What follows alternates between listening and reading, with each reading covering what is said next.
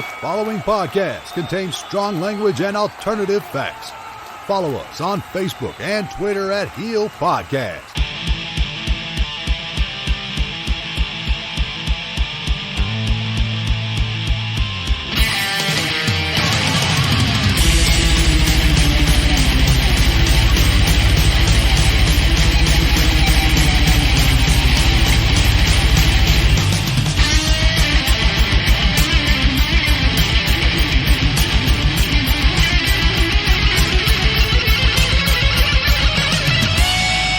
Over the airwaves and under the influence, we are Turning Heel.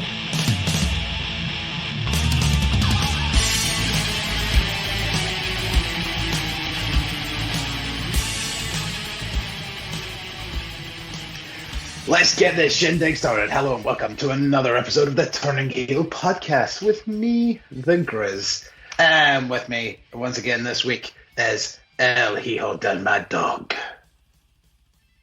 I think my name's the inspirational El Hijo del Mad Dog. Jesus, every week it's just getting longer and longer. Mm-hmm. Take about 5 minutes. Like my book. Oh, shit. Well, as you may or may not have noticed, we have been away for a while, and that is because I got the illness. Not COVID. Hashtag not COVID. I just was sick for about a week and a half, and probably this is the first time I've even felt like fully kind of up for life again. I've been a bit busy over the past couple of days as well. Like, I don't know if it's just maybe just trying to be busy, like trying to capture those few days I lost, because the worst part about it was when I was sick last week, it was during my long weekend off work. So the Saturday, Sunday, Monday, I was off work. Like, I had all the time in the world to do everything I wanted, but I was stuck indoors fucking sick. Yeah, it's not nice. I know. It's like a week. I know. It's ridiculous. It's like getting sick when you have like a week's break off work or something like that. Like, it's just like, why am I ill on my own time? Why can't I be ill on company time? That's why you should never wear shorts in Edinburgh. Yeah. I mean, I blame it. You probably... I don't give a fuck. You probably caught it off the fucking two skanks. Oh, jeez. That was a... Well, that brings us very quickly on to our first segment.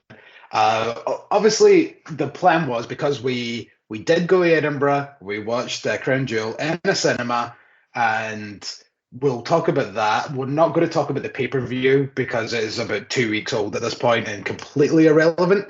We will still talk about Impact's Bound for Glory, because it's Bound for Glory. It's their biggest show of the year, and I think they deserve it, even if that's also slightly outdated.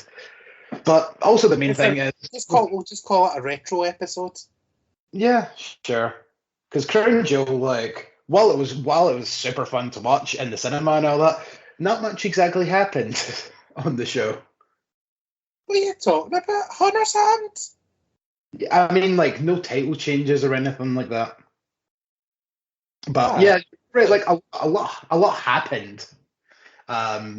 So first stuff was my mad rush to get us there in time, which is probably part of the reason why the sickness consumed me. Just overworked, underpaid, and mainly in the rain for about the past 2 weeks is probably what actually caused my illness. Why don't you just go on strike like everyone else just now? Yeah, I know. Jesus, I'm just considering trying to find a desk job where I can work from the house. My bins have been emptied. It's ridiculous. That is ridiculous. Like, but with everything else that's going on in Glasgow now, with people like literally not allowed into their own houses because the police are standing outside, it's like, do I just shift a wee bit to the side there so I can maybe get home? Oh, honestly. It's not a nice time in Glasgow just now for the residents. But for all you fat cats that have flown in for this fucking COP26 bullshit, I hope you are happy. Fuck yous. Yeah, the whole logic of COP26 is, we're all getting together to see what we can do to try and, save the environment.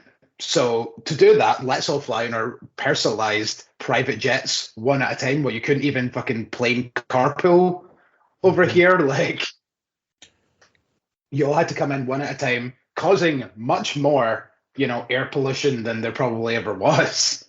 Yep, because there would have been more planes in the air. Fuck you. Mm-hmm. Dumb. So, yeah, we sit down in the cinema. Crown Jewel starts, and there's about 20 people, If that. Oh, and also we got tickets when they were a tenner each. So fuck all you assholes that spent £20 on a seat. Oh, you gotta love it. Yeah, because they clearly done the mad panic of, oh shit, nobody's coming. What's the best way to do this? Normally the logic for that would be is sell them even cheaper, but no, they doubled down on the price and made them double the price. That'll make people. Aye, they would do that so that they could try and make up their losses. So anybody that did want to kind of go last minute, it's all right, cool, it's 20 quid. And 20 quid for a single ticket for the cinema is fucking robbery, no matter what you're going to see. Exactly. And the fact that like there's some cinemas that try to justify that being the price. No. So we went in and the pre-show was on, but we had already missed the pre-show match, which I was a bit disappointed about, but that's how close we were cutting it. By the time we got to Edinburgh. You watched it on the train, did you not? Or did we see the start of it on the train? We seen the start of it, and then like the internet started to crap out, and then we practically arrived, so we probably wouldn't have even got to see the end of it anyway. So yeah, true that. Then the pay-per-view starts, and they kept the lights on. That was my first big kind of like annoyance. Yeah, I didn't like that either. And one of my annoyances was, what the fuck? Those people in the cinema, you weren't there to watch fucking Titanic. You were there to watch wrestling. At least fucking make some sort of fucking noise. I know, it was just that really disappointed us. Like something awful. Like I tried at a couple of points to at least start a little something, even if it was just a slight yay or boo, and no reaction from anybody else. It was absolutely miserable. It was almost like the way that like they weren't even wrestling fans and they just went there because it was on or something. I don't know. It was. I'm ashamed. And it was almost like the few times where we did react, it was almost as if we were going to shut up, like kind of. Aye, like you're watching a fucking wrestling. Come on to fuck. Go next door and watch Beauty and the Beast if you want to watch something in quiet. Because Beauty and the Beast was on in the Playhouse next door. Yeah. Jesus. And you know what? Probably still had more fan interaction than the show did. Probably. Would have at least been like in the cinema because the Saudis were going after tits. Oh yeah, this was like the absolute most insane show for crowd reactions. Just like they were just happy to see wrestling. And it was like one of those very rare times on a wrestling card where everyone was over. Mm-hmm. And it's like, right, say what you will about the shows and all that bullshit. Yeah, we get it. Like, I try and put that, to the old back of the noodle and just accept the show on TV for what it is. Mm-hmm. And see, when you see, like, all the fans in that audience just having a good time, it's like, at the very least, just let it be that. Like, if you don't agree with these shows, that's cool, and I completely get it. But if you just try and look at it from the way of, look how much fucking fun that crowd are having. Like, at least, like, just try and think of it that way, that the country that's kind of starved of entertainment is getting something that's getting them that, like, rowdy and excited. Mm-hmm. I personally don't agree with the shows. Mm-hmm. But Jesus fuck, that crowd was infectious. I was just fucking smiling from ear to ear the whole show. I had a fucking ball. Yeah. And like the show was between meh and all right. Yeah. There wasn't anything I would say, oh, that was bad. Oh yeah. I thoroughly enjoyed myself. Exactly. That's all that I'm kind of trying to get from that is just like, oh, why do you watch these shows? It's wrestling at fucking 5:30 on a fucking Thursday. But that's what I'm taking away from it. Like, I'm trying to put like a slightly positive spin on it and just leaving it at that. I mean, the whole other fucking blood money shit, like, is what it is. But and off bottle of vodka in the cinema. Can he say no to that? no. And are we train cans? Oh, train cannies. Oh, it was a successful trip. Exactly.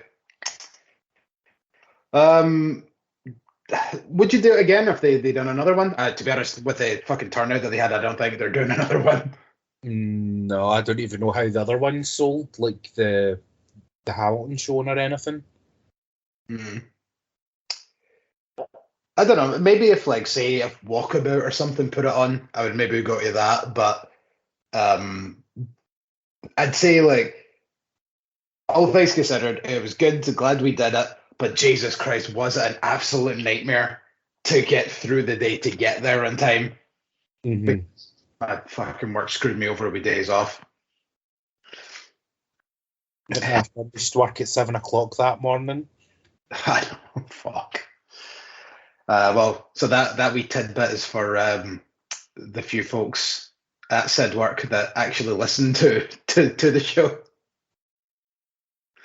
And including one, I'll not say his name for personal issues. Obama. Obama. He did come round and was kind of saying about the whole call a spade thing. We referenced on a recent episode, and it's like, well, as far as I'm concerned, that just means it is what it is. And it's like, that's exactly what I was saying. That's what I said. It must be just an old timey thing when I got pulled up for it, or just, stop bad being timing. so You sensitive. Right. Well, speaking of sensitive, though, Ring of Honor has released their entire roster. Yeah, but not yet. Not yet. Not yet. They're all still contracted until either end of December or some through to March. Yes. And we'll still get Final Battle and all that coming, so... Final Battle will be I guess the curtain call for now. They says they're coming back in April, I think it was. I said they're coming back in the spring. Yeah. So we'll kind of see what kind of comes of that, because no doubt there's probably going to be a lot of people that maybe I don't know if, like, maybe saying that they'd be a bit sour it would be fair or not, but at the same time, with a lot of people potentially just being released in that sort of form or fashion, I don't know if they would really trust going back to the company. They've probably sat and spoke to everyone first and had like a big group meeting. Because looking at this way, right, ROH did not release a single member of their roster. In front of the camera, behind the camera, nothing. They took care of them all the way through the fucking pandemic. Hell, they even added to their roster. Yeah. With But people like Joe Henry and what's her name? Session Moth. They were getting paid fully throughout that whole thing. See, that's good. And then, like, when they brought in Tyler Rust, and they were obviously going to bring in Jake Atlas as well, but Jake took a step away, so that is what that is. But yeah, like, I think like ROH, for the kind of level of wrestling company that they are right now, they tried their best, but it just seemed as if something like this maybe needed to happen. And you might get some wrestlers that will probably still stick with Ring of Honor. Mm-hmm. But this also opens up a massive amount of opportunities for a lot of the roster elsewhere. Yeah. This will bring us on to this thing that I seen a couple of days after this. I don't know how accurate it is, but like, it was a thing. So the 20th of the 10th, so that was only like what, about a week ago? Yeah. It says Wrestling News reported this morning that Gresham, Lethal, Castle, Brody, Danhausen, Dragon, EC3, Briscoes, Rush, and Bandito had all signed a contract with AEW. Per sources, ROH had talks with Tony Khan last night, and ROH officially approved those signings. So I don't know exactly how official or how real that like kind of tweet is, or whatever it is that you want to call it. But this like really does like kind of lead to a whole potential plethora of like really, really good pro wrestlers that might be coming to AEW. Yeah. But say out of all those names, there's only one name I'm fucking interested in joining AEW. Okay. Brody King. Perfect That one, to be the first disciple of the House of Black. Yeah, you're right. Absolutely perfect. There's a couple there that kind of interest me. Like what I mean is, like, there's already a fucking spot for him right away. There's not, what's he going to do? It's like, no, this is what he should be doing. Well, the thing is, like, Rush is injured just now, so obviously he won't be showing up anytime soon, like, regardless of what company that's going to be for. Hmm? But Bandito, like, that could be awesome. Aye, he's the current heavyweight champion in Ring of Honor.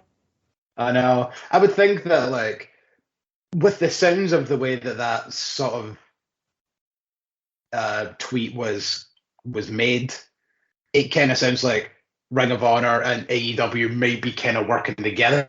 So maybe it may be a case of some of these people may be coming in kind of soon, like even while their contracts are still going. I sort of keep them in a wage while they get themselves sorted. Mm-hmm. And then maybe, you know, people like Rush, Bandito, like especially Bandito being that he's the world champion, like he might be able to still do both, or might be able to do Ring of Honor until he loses the belt kind of thing. Yeah. Because in this wacky world of anything that's not WWE right now, every other wrestling company is in bed with every other wrestling company. So much so that I just read before we came on that OGK appeared in NWA. What the fuck? No taking long. I know, honestly, man, like, at this point, like, I'd say like a lot of fans could potentially drop WWE and just have a hell of a lot more fun following like all the other smaller companies with this amount of talent exchange that's going on. Mm-hmm. Yeah, it's great, and then you follow your favourite wrestlers to wherever it is they go. Then you just say, "Oh, this stuff's really good as well. Oh, who's that guy? Oh, I really like him." And you're just opening up your mind and to more possibilities and new things within wrestling. I know. Just like other weird things, like the Briscoes recently were on a GCW show, and it's like Briscoes working outside of Ring of Honor. That's preposterous. Aye. Ugh. I know. Two. I know. But it's still a good example. You're a good Like, example. Thanks. And then the other last kind of, but I know we don't really do news very much, but like I feel like since we've been away for so long, so much has happened that we probably would have spoken about in some form or fashion during episodes. So that's why I thought I'd start with a bit of a newsy jacuzzi, which I think should be a segment from now on. Let's jump into the newsy jacuzzi. So John Moxley is away to like rehab for alcohol. Yeah. All of a sudden, that kind of, yesterday or today? Yeah. All of a sudden, that kind of little comment that he made on that Roads to the Top episode that we found kind of funny is kind of has a new light. Yeah. When Brandy went up to him and says, "How you feeling?" He's like, "Oh, hungover," and it's like, "Oy." Has he been like that the whole time? Yeah, I don't really want to comment on it. I'm just happy that he's getting the help that he wants. No, totally. Yeah, I didn't really want to say more than that, but it's just like the fact that something so recently we're like, ha, that sure is John Moxley, and then it's like, oh, now he's going to rehab. Mm-hmm. But yes, I mean, hopefully, because like I don't know, like obviously recently, like he's kind of had this new kind of much grumpier character on like AEW and all that. Like he doesn't seem to be doing particularly very much either. Like it just comes in, has like a 2-3 minute match, boom, there's your paradigm shift 1, 2, 3, and then leaves. Yeah, it's not like he's really like involved right now, which is interesting because he's going to be in the final of this tournament. Well, that was the original plan. We don't even know if he's going to be at Dynamite tonight.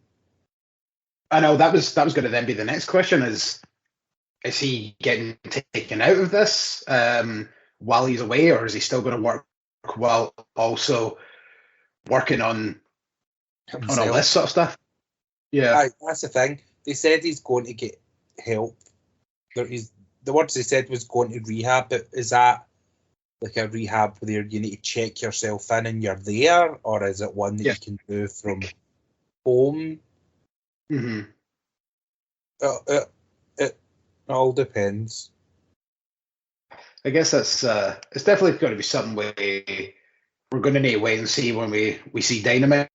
Yeah, but I'm hoping, like, I don't know if this will sound a bit fucking selfish or not. I'm hoping that he's still going to be there, but like more so just so that, you know, like he's still working while he's kind of doing all this stuff. But mainly because, like, Jesus, I can imagine like someone like him, he would seem like the kind of person that would want to keep working. Yeah, but I see a tweet. It was a GIF that a certain AEW wrestler posted today, and it was a GIF of someone cutting an orange. Okay. A Mr. Punk. Oh no. Because I mean, as of right now, he's not got a match for Full Gear, and we're 10 days away. Mm-hmm.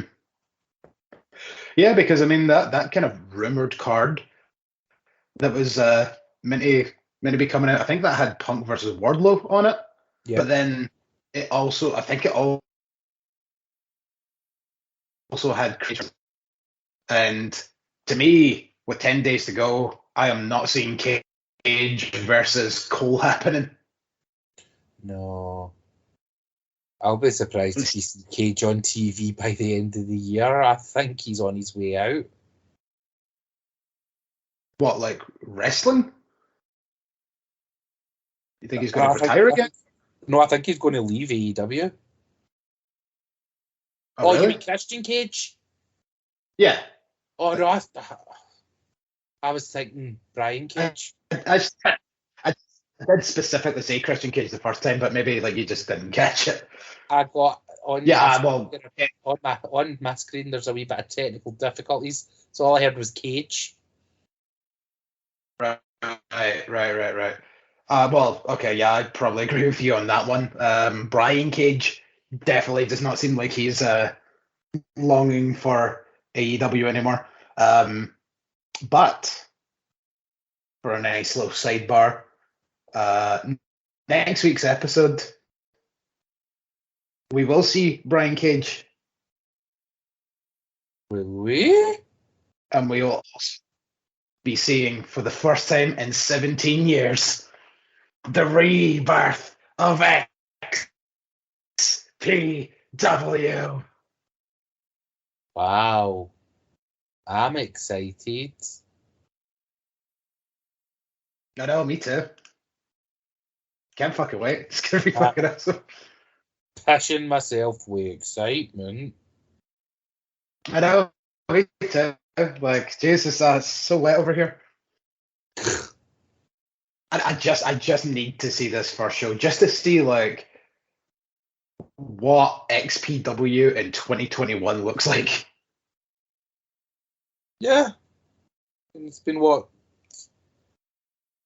17, 18 years at this point now? Mm-hmm. I mean, because it's still going to be ran by the same guy as before, so... And he's been doing, like, little videos on the website. Like Star Wars. I'll watch it because you asked me to, but maybe because I'm getting in with such low expectations, I might have a fucking blast. Yeah, maybe. Like, that's why I'm really trying to, overhype and overpush it, so that maybe if it does turn out to be kind of awesome, then we come out the other side going, actually, this was kind of good. Let's do more. And if it fucking sucks, then at the very least, we'll have fun ripping it apart next week. So, in my opinion, it's going to be a fucking win-win situation, no matter what kind of opinion we come out with. Mm-hmm. It's eliminator finals for me. Well, it is going to be whoever wins, you lose. Yeah, pretty much. But at least now the eliminator finals are on my side. Yeah. Yep. I had to sit and think about that actually for a second, because I was like, what the fuck's he talking about? Oh, yeah, okay. Yeah. Because I'm the one that's going into it with all the positivity. You're the one on the outside. I know, I'm being the grumpy. I'm being a grump. The grumpus. Well, that's all the kind of news that I think I was just kind of caught up. Maybe, unless you want to quickly talk about the Charlotte thing, which has been going about recently, and by the look on your face, you don't know much about this. Is it her and Becky had like a shoot? Mm-hmm. But like it's, and then it's a thing. I'll let you know what I know, right? Here's kind of like the gist. I think it's the gist. You can fill me in a bit better if I'm being a bit too vague here, right? So, Becky and Charlotte. I'll go and pour a drink while you do. But I'll be here. We're all grr and grr and grr and grr. But then it was real grrs, not kayfabe grrs. So, then backstage, supposedly they had like there was talks of a scrap. And then everyone sided with Becky and said Charlotte's been a dick. Mm-hmm. Is that the gist of it? Like a summarized version of it, yeah. So the kind of story from like what I've been hearing is recently Charlotte has been, like all this kind of, I'm the queen, I'm the best women's wrestler in the world kind of thing. That's all went to her head, and she's starting to legitimately believe all this crap. Oh, she's starting her own hype. God. Exactly. She's worked herself into a shit, brother. Oh, she's turned herself into Goldberg.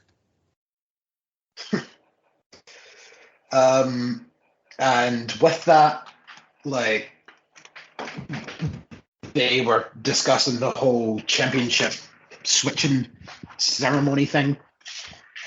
And so it was meant to be, this is all alleged, but like I've heard this in so many different kind of other podcasts and various other wrestling outlets at this point that I feel like this is probably how this story was meant to go. Was on SmackDown, they were meant to come out. Charlotte was meant to hand the belt to Becky, or Becky was meant to take it or something, and then like start parading around the ring. Becky 2 belts, la la la. Get the reference? Remember when that happened for realsies? And then Sonya was meant to step in and go, okay, that's enough of that. Give Charlotte her belt back. And then Charlotte's like, oh, that's going to make me look weak. I don't want to do that. And then they're like, wrestling's not entirely real, Charlotte, so it doesn't matter. Like, you'll do what you're fucking told. Mm-hmm. So they went out, and just as Becky was about to grab the belt, Charlotte conveniently dropped it. Right. And Theory. Segment. Austin. What's the next WWE pay-per-view? The Survivor Series. Are we maybe all being worked? To set up Charlotte versus Becky? But when you say it like that, like... But they maybe... Like, the theory for me is... They're maybe trying to set this up to be almost like Brett and Shawn. And they're just keeping all their cards to their chest and trying to pass it off as real. I mean, there's definitely some potential in that, but the worst thing is, because it's Charlotte Flair, I can totally believe that she is just that fucking self-centered. Because then after Charlotte dropped the belt in front of Becky, Becky flung the SmackDown Women's title at Charlotte. And then they went backstage. That's when words were meant to happen. And then Becky, who was now at this point on Raw, was meant to have a dark match after SmackDown. And Charlotte, who's on SmackDown, got ejected from the arena by security.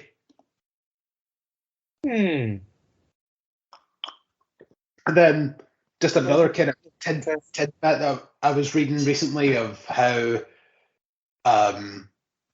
Charlotte has been so isolated recently, and not really anybody that was kind of pals with her knows who she is anymore, and all that kind of stuff. Like, it seems as if she's definitely kind of changed her whole attitude, that not really anybody wants anything to do with her outside of, being on TV. And then also, I think this was also just after she got like maybe ejected from the arena. Andrade comes in with the scathing tweet of "F you, WWE." I'm surprised he could spell in English, because he sure as fuck can't speak it. No. And I was like, oh, you got him with those two initials. Like, at least just actually fly outside fuck. Yeah. But better keep his nose clean, 'cause doesn't he want to end up Okay. Andrade himself. No, Alberto himself. Uh-huh. Yeah. I know. Just, and then another little tidbit that I heard was like not long after that as well. Like Charlotte put up a photo of the two of them wearing AEW hats and all that hoopla. Oh, so she's just trying to stick the knife in. Yeah, you're trying to do this for fucking attention. And like the thing is, like, it's the question of one, if you were WWE, would you fire her? And then two, if you were AEW, would you hire her? Or three,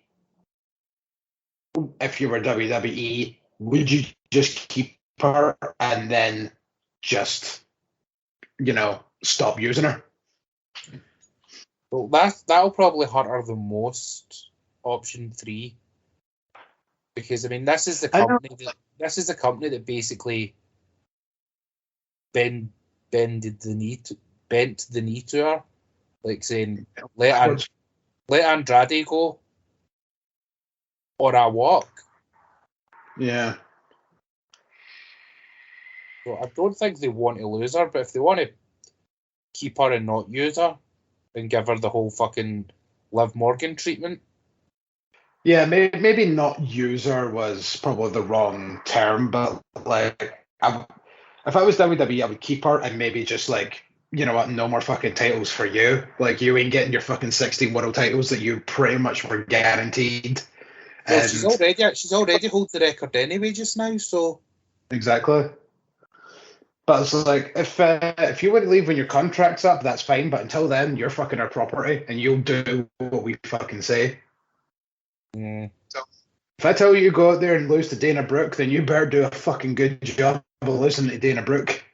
Yeah, I don't think Charlotte. I think Charlotte would rather. I think Charlotte will probably end up doing a CM Punk. If that was the case, and just walk the out. Industry. I wouldn't mind just that. walk out. Yeah, I mean, I would accept that. I fucking hate Charlotte. Like, at this point, like, there was absolutely nothing redeeming about her at all. And if she fucking goes, I couldn't give a fuck. She needs to watch, or she'll end up like a Tessa Blanchard type character where nobody wants to touch you. And frankly, I don't think many companies should. Well, Wow's touching her. Well, no, like that's what I mean. Like, I know WoW has hired Tessa, but what I kind of mean with the whole Charlotte thing is, if this is the kind of shit that's going on in WWE that's practically willing to put up with her shit, do you really think any other company is gonna? Yeah. She's going to end up with fucking massive nuclear fucking heat. More than what she has now if she doesn't sort That's herself why out. when I see her in AEW, because like I just don't like the woman. Like, and it's okay, most of it is gimmick and all that, and the gimmick was fucking stale. Lord knows how many years ago. But like now, like it's went from a gimmick into a shoot now, by the sounds of things. And yeah, honestly, if she does join AEW, do you think that roster's going to put up with her? No, Thunder Rosa's going to fucking tie her up like a pretzel. Exactly. Fucking No honors needed. Rosa will kill her. She'd lay in those fucking kicks and knees and all that shit. She doesn't even need Shida because Rosa's a fucking MMA fighter. Exactly. Yeah, you're right. Fucking Ty Conti knows actual like fucking British Brazilian Is there a British jiu-jitsu? Huh. Well, you know. But I like there is a ton of women on the AEW roster that would shoot badasses. Yeah. Fucking Jade Cargill as well. I know she's not much. Well, I like her. I think she's improving, but It's not a wrestling match. They'll have. She'll just fucking beat that ass. I don't even think she needs to beat that ass. I think all she would need to do is like potentially just like put her fucking arms under like Charlotte's fucking like armpits and just hold her up and go, right, shut the fuck up, and like maybe give her a wee shake. Like just give her a fright. Is all Jade needs to do. Jade'll just need to show her she's that bitch. So, but then like also that's kind of the counteraction there of like, I don't know if Charlotte would want to go AEW because she can't actually play the fucking queen that she thinks she is, and even if fucking Andrade's there, like let's face it, I like Andrade. She'll put his job at risk. Exactly, but the thing with that is like I like Andrade, but see if she went to AEW, it didn't work out, and the two of them left. Is losing Andrade really the biggest fucking thing in the world? No, because he's been a big bag of disappointment for me. I think he's definitely getting better, I feel. But even then, like, still, it's taken this long. Hell, like, even, like, he's still just very sparingly wrestling as well. Like, it's very odd. But the thing is, a lot of people are sparingly used as well. But I feel like none as much as Andrade has. Like, there was about, 3 months between his first and then second matches. Maybe 3 months is a bit too long, a bit of an over-exaggeration, but there was a long period between his first match with Matt Sydal and then his match with Pac. Yeah, because his match with Pac was supposed to be All Out, which was closer. Yeah. And then it got postponed about a week. Mm-hmm. Fuck knows.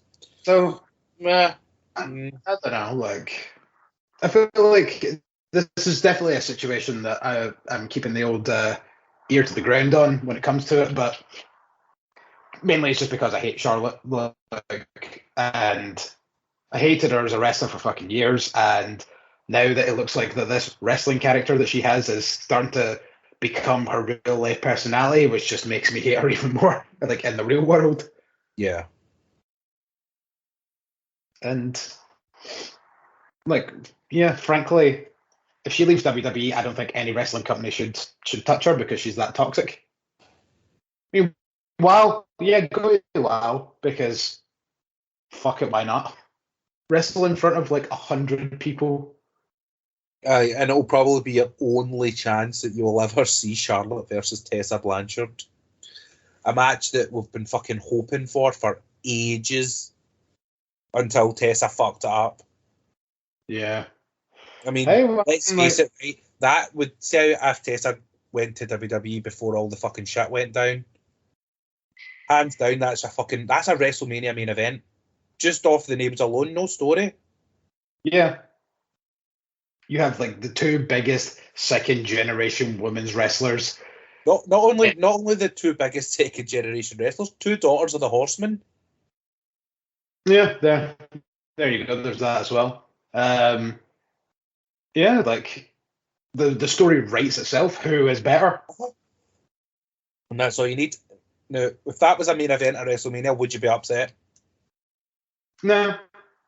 Well, it depends. If Tessa won, then no, just the match. No result, just the match. Right, yeah. But like, see, even through all this, despite the fact that like Tessa is a horrible human being, still like her more. Allegedly, we have to say allegedly. Allegedly. Just covering our own asses because I know that like all like 10 people that might listen to this. Yep. We're all covered. Don't worry about it. Mm-hmm. That's the thing I'm really pissed off about though. I was such a fucking fan of Tessa Blanchard. Oh Jesus, tell me about it. I know. And this could have been one of the other things, like as you mentioned, she's been picked up by WoW to very mainly negative kind of remarks from people. And I feel like the one thing that she could do to really turn this around is just to come out and genuinely apologize for acting like a child, like The back thing in the day, is, she's, some but she's stupid thing. she's doubling down on it because in her head, she's like she said she's not done these things, so why would she apologize? And I get that, Okay, yeah. but see how when you have multiple people come, and it's nothing to do with when she was like, "Oh, everyone's just jealous now because I'm the first female world heavyweight champion." It's like, no, some of these people are nowhere near where you are, and it's not a case of bringing you down to their level. It's just you were an asshole, allegedly. And also, you're the first female world heavyweight champion in a prominent company. Pretty sure there's been other female world champions. Aye, but in one of the bigger companies, no. I know that's what I mean. Yeah, that's what I was saying. Like in one of the prominent American companies, yes, you're not the first woman to win a world title, though.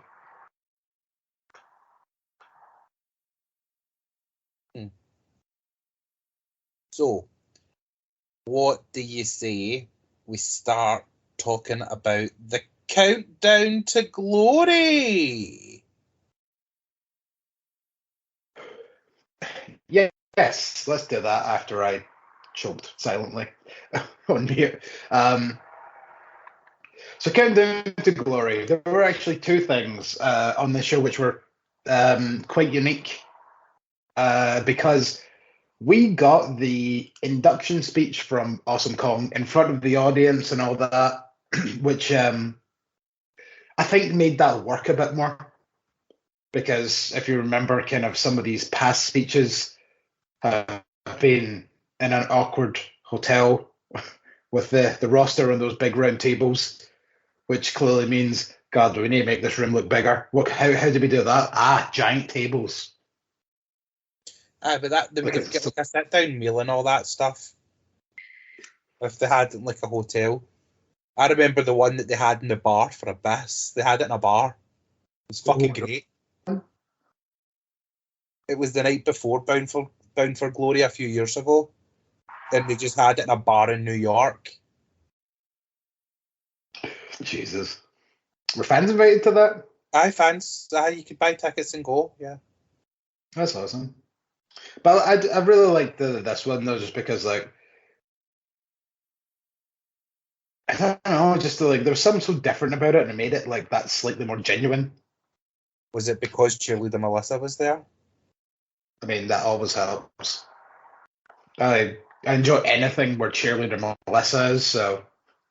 She get name dropped so many times during Matt Striker on that wee segment. It's like, oh, there's Raisha Saeed, aka Alyssa Flash.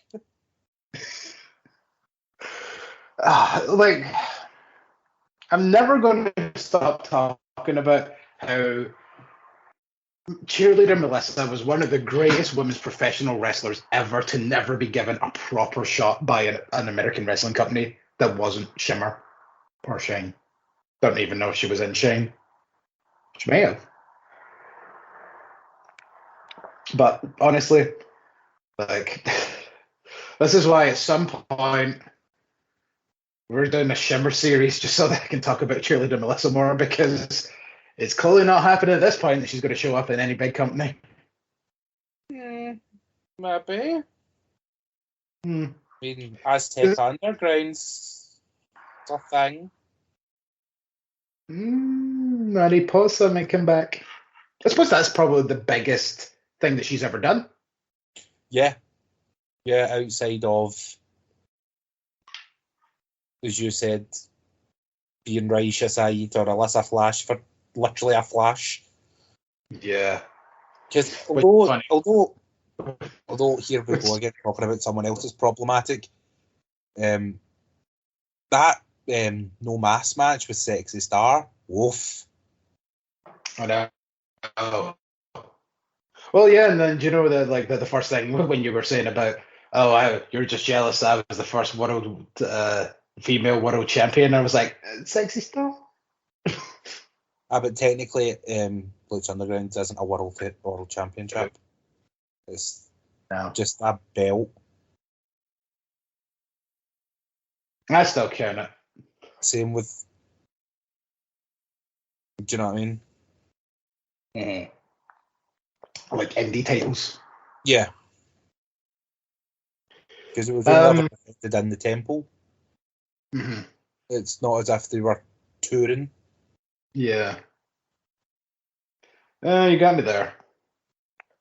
But nevertheless, that's some work for another time potentially.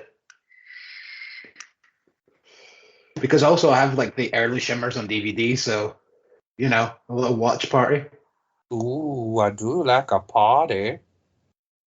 Also, like, just like some of the weird faces that were in early Shimmer, I feel like would be really fun. Like Beth Phoenix is in like one of the first shows before she got hired by Double Double. Double double. And Natty actually.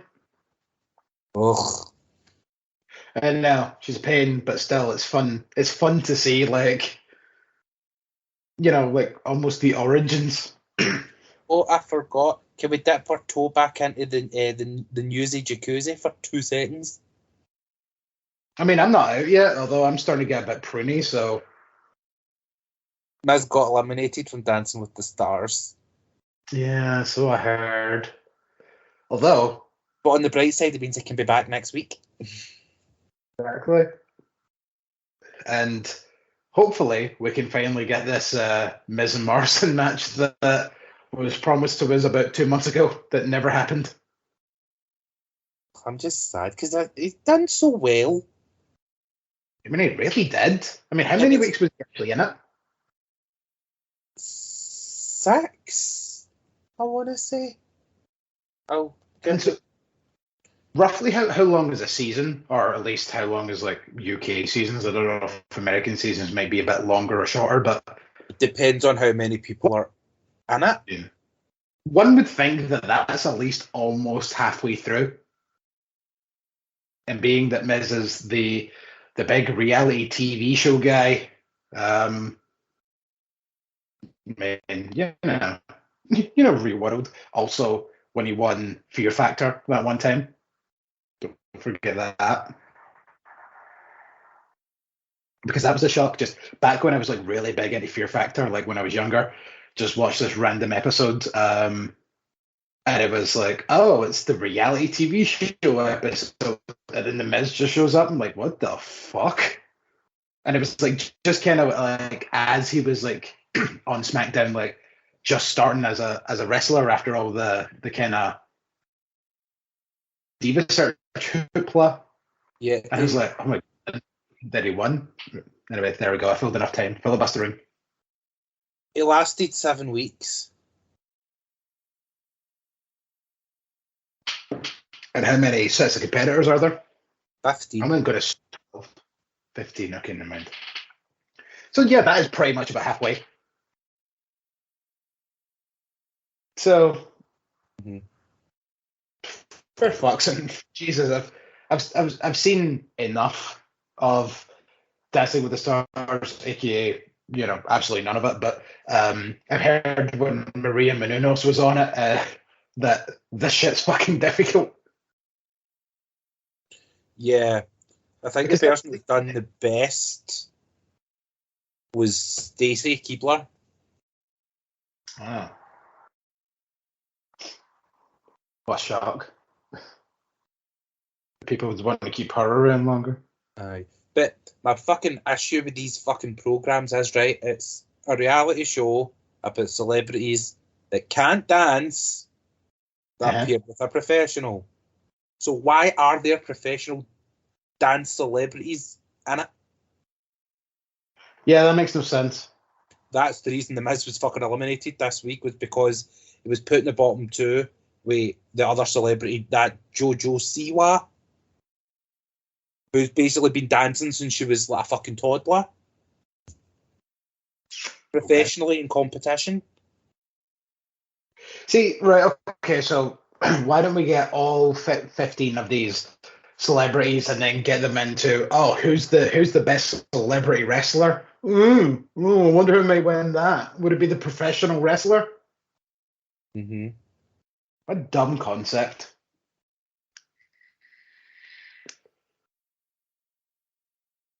Or, I don't know, let's throw them all in the weakest link. And it's like, one of them's like a notorious, like, 100 pub quiz champion winning streak. Yeah. All the people on it, I know of 5 of them out of the 15. Okay. Who are they? That Jojo, The Never heard Miz, of Mel Okay. C, From the Space Girls? Brian Austin Green. See, that's a name that rings a bell. He's an actor. And Martin Cove. Doesn't ring a bell. You'll know him as Kreese from The Karate Kid and Cobra Kai. I would not, because I've never seen any of those. Oh, what about Rambo? Have you seen Rambo? No. Him. See, I recognize his face. He's the baddie in everything. Anything he's in, he's a baddie. He wasn't the guy that Barney loved in How I Met Your Mother, was he? No, that's William Zabka. Yeah, that's it. It's got the Martin back. Cove played. He was the trainer of the bad karate people. Ah, okay. But right, that's me. We're now. Well, I'm out. Wait, you weren't wearing pants this whole time? Jesus Christ. Mortal Kombat pants. No, I was implying that you were getting out of the jacuzzi and you were naked. Anyway, so Mortal Kombat shorts on. So you're saying Cobra Kai, which is which you can find online. So I guess you could say that's kind of digital media. Yep, catch it on Netflix, bro. But digital media can also mean many things. So much so that Impact has introduced the Digital Media Championship. Oh, segue and a half. Give me a hell, yeah. So we had 6 qualifying matches for the Digital Media Championship. It wasn't exactly a tournament, but let's just call it a tournament. And this is already the first interesting thing of the night as the competitors start making their way to the ring. We had Crazy Steve, Chelsea Green, John Schuyler, Jordan Grace, Falaba. And then here it comes, my personal pick to win it. Here comes Tenille Dash with Madison Rain's here. Why is Madison Rain here? She lost. They announced that like a week before that Tenille wasn't going to make it to Bound for Glory. Yeah, but they sure still didn't say anything about it on the actual commentary. No, because they'd already addressed it like the week before on Impact. I know, but suppose you were like me and you didn't go on fucking Impact's Twitter every day. I literally went into this and didn't know that Tenille wasn't there. They talked about it on the Go Home Impact, did they not? No, because Tenille was in a match. It was a six-person tag with all 6 of these peeps, and Tenille won the fucking match, and I was like, oh, well, there you go. There's your fucking first champion. All right. No, look. So it must have been on Twitter then that I seen it. Yeah, like, I'm pretty sure it was on the twits, but... That's maybe the issue with block tapings. Exactly. Is... You know, shit like that. Like, if somebody can't make something, like, you've already recorded the shit, so you're going to need to air it. Mm-hmm. And then it's just like, oh, go to your social media. Because Madison Rain already lost her qualifying match, and then, like, she wandered out and was like, what the fuck is going on here? I'm pretty sure I watched her lose.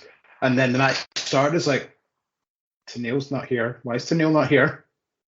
How can my favorite win the match when she's not in the match anymore? Yeah. Makes sense. I mean, this was a fun little match. Like, I give Impact all the credit in the world for being the only company that does intergender wrestling. On a regular basis. Yeah, and it not being like, like WWE-esque style where it's like, you're a woman, which means you're weak. Yeah. Because, I mean, hell, John Grace was probably the second biggest person in this match behind Falaba. And even then, I reckon she could probably lift up Falaba if she wanted to. But definitely. Let's have more of that. Let's have Falaba versus John Grace 1-on-1, please, and thank you. So it was a fun schmoz early on. Grace goes for a muscle buster on Chelsea Green, but as she has her up, like Madison comes in, so Grace clotheslines Madison Rain before even connecting with the move, which just looked hella awesome, just holding Chelsea Green on one shoulder like she's like just a giant sack of potatoes, and then just lariats Madison with the other. Steve at one point locks the upside down on Green and Madison, and then this starts a pile up with Grace also joining the fray, and then Falaba running in on everybody in the corner. Skylar takes Steve off the top rope with a rolling fireman's carry, but then Chelsea Green comes in to break it up. Skylar sends Green to the outside, and John Grace comes in, hits the Grace driver on John Skylar, and John Grace is the first digital media champion. Mm-hmm. I was kind of bricking myself when the clock on the left-hand side was like, it's like 6 minutes to go in Bound for Glory. I was like, this match is going to be really fucking shit. Or they're just going to lead right into the pay-per-view with like the end of this match. And they kind of done both. Like, I thought this was like really fun. Despite the fact it was very short, but like just meant everybody was just going a million miles an hour the entire time.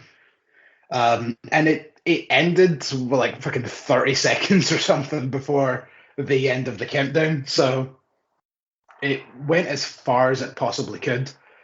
Yeah. But we move on to the actual main Bound for Glory card. And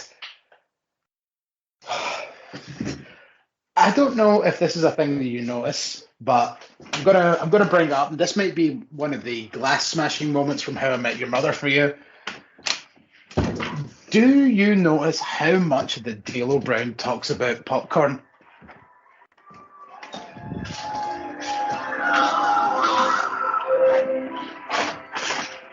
Jesus Christ, you're right. Like, it's his go-to line for almost everything. Like, I'm pretty sure, like, it's stuff like when Phantasmo made his debut. He's like, if you've never seen Phantasmo before, sit back, relax, grab your popcorn, and get ready for this one. Because the first line of Bound for Glory opens up, and it's D'Lo Brown going, I've got my popcorn ready for this one.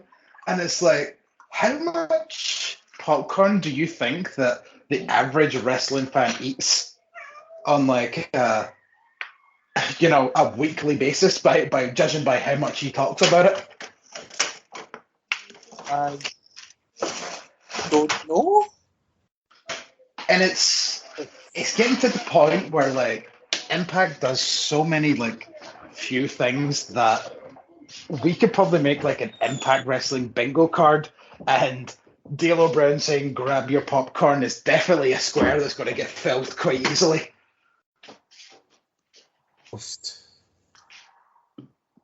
I just grab your popcorn.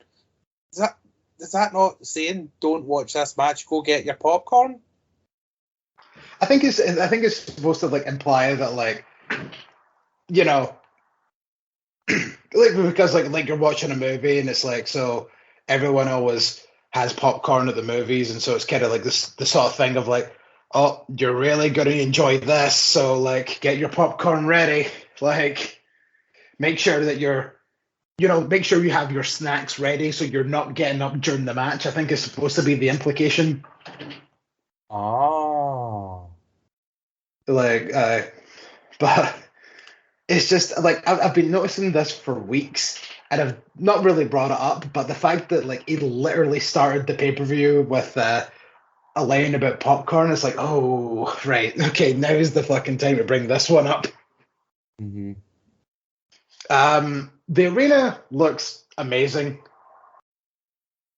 And considering, because I've been to Sam's Town. That's where the infamous Paragon Pro Wrestling taping was that I went to, and it did not look anything like this.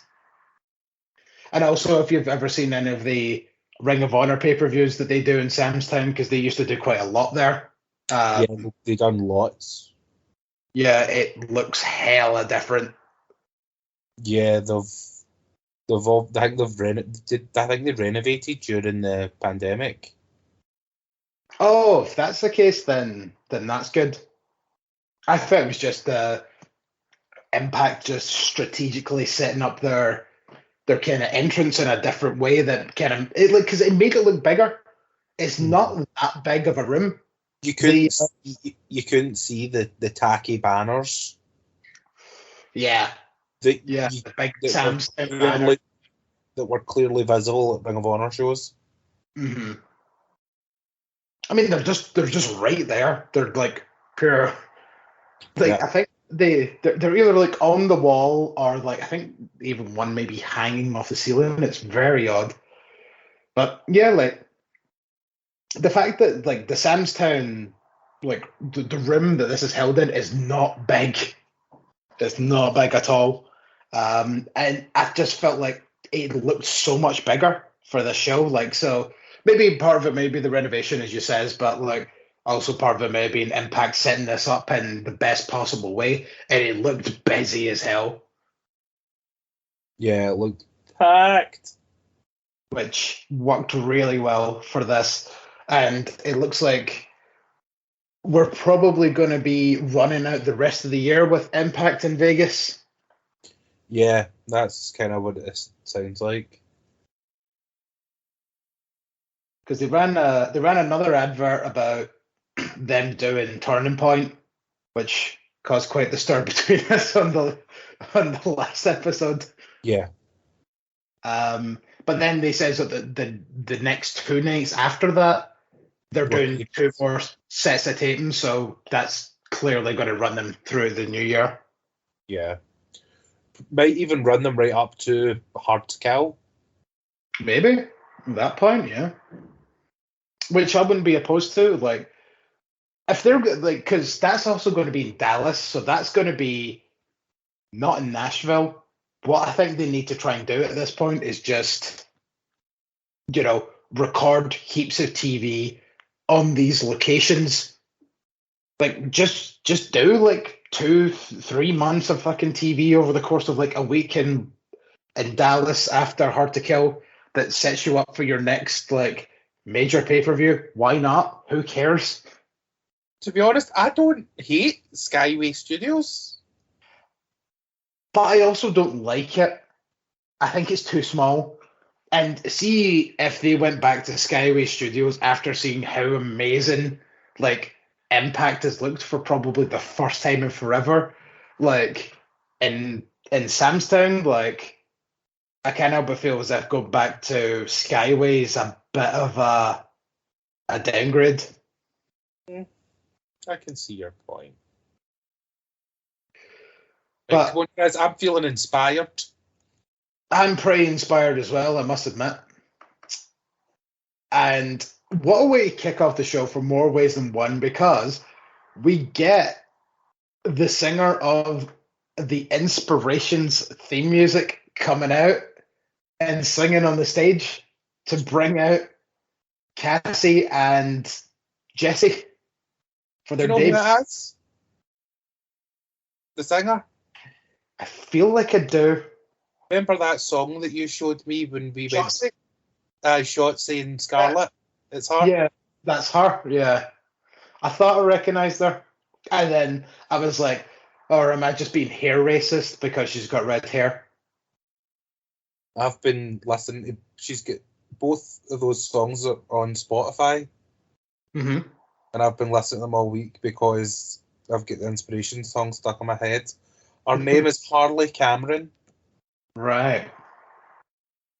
Maybe I'll listen to them at work when I'm a bit more secluded, because I can't help but feel like if I listen to the inspiration song while I'm at work, I may start sexy walking. Oh no, it's infectious. It's a little. It's not bad. Like, I mean, obviously, definitely ain't my style of music, but like, you know, if it works for how it's meant to be for, then it works. The song kind of loses steam towards the end, but you're never going to hear the song get played that long ever again. Yeah. Yeah, because they had to have the extra long entrance because this was their debut. So anybody not in the know, the Inspiration, spelled with two I's, are the former Iconics from the WWE. So the former Billy Kane, the former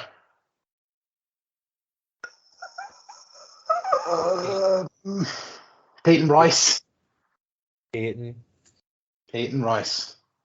Now Cassie Lee and Jesse McKay. So yeah, but like, because this was the first, despite the fact I've listened to their podcast like quite a lot, like probably has helped, but still on the occasion I was so close to writing Billy and Peyton. It's going to take. I'm really used to it now because I've never missed an episode of Off Her Chops. Off her chops. Yep, I'm a full-fledged pork chop. Oh yeah. And I found it so weird that I put you onto that podcast. Yep.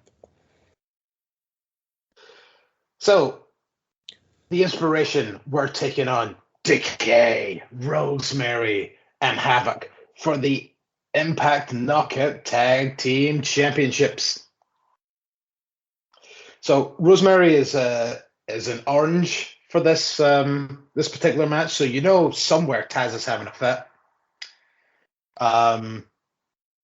Jesse goes into the Upside Down at one point. Jesse then tries a crossbody on Havoc, but no dice, which is just, again, perfect for her character. Cassie low bridges Havoc at one point, sending her to the floor. There's a spear by Rosemary and Cassie for two as Jesse breaks it up.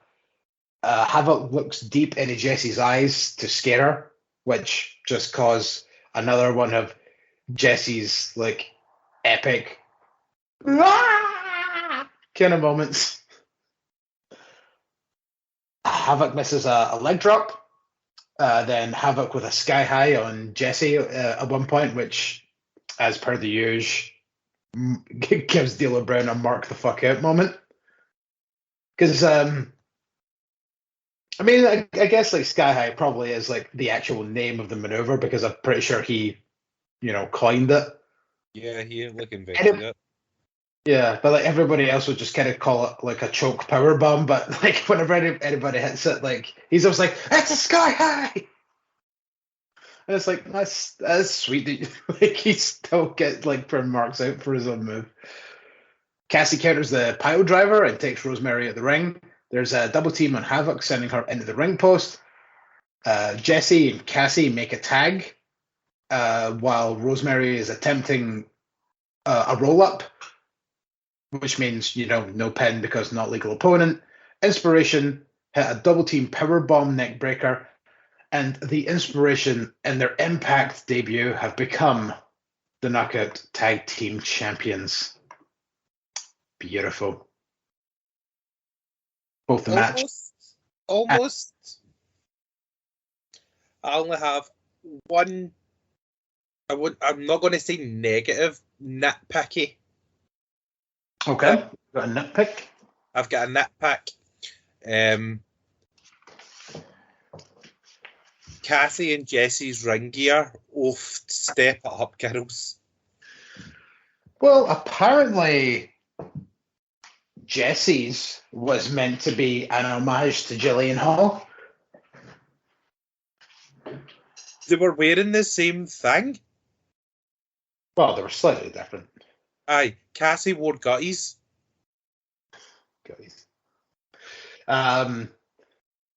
No, like because I'm pretty sure it was the gear that Gillian wore at the Rumble, like the kind of flesh colored gear, and the design of, I'll call her Billy Kay for this one, because like just to make sure that people understand it. So Jesse is Billy.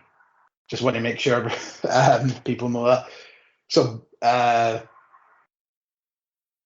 Billy Kay's kind of design for gear, like very kind of like a la Gillian Hall's gear. Like it's just like a kind of fun little nods to like that, 20-minute tag team she had with Gillian Hall in the Royal Rumble this year. No, I didn't see it. If I can find the I photo. don't know if it's maybe just because their old ring gear was, no pun intended, iconic. But it wasn't up to snuff for me. Whenever we say iconic, I hope everybody else that's listening also does the pose, because that's why there's a couple of seconds delay after every time we say iconic. I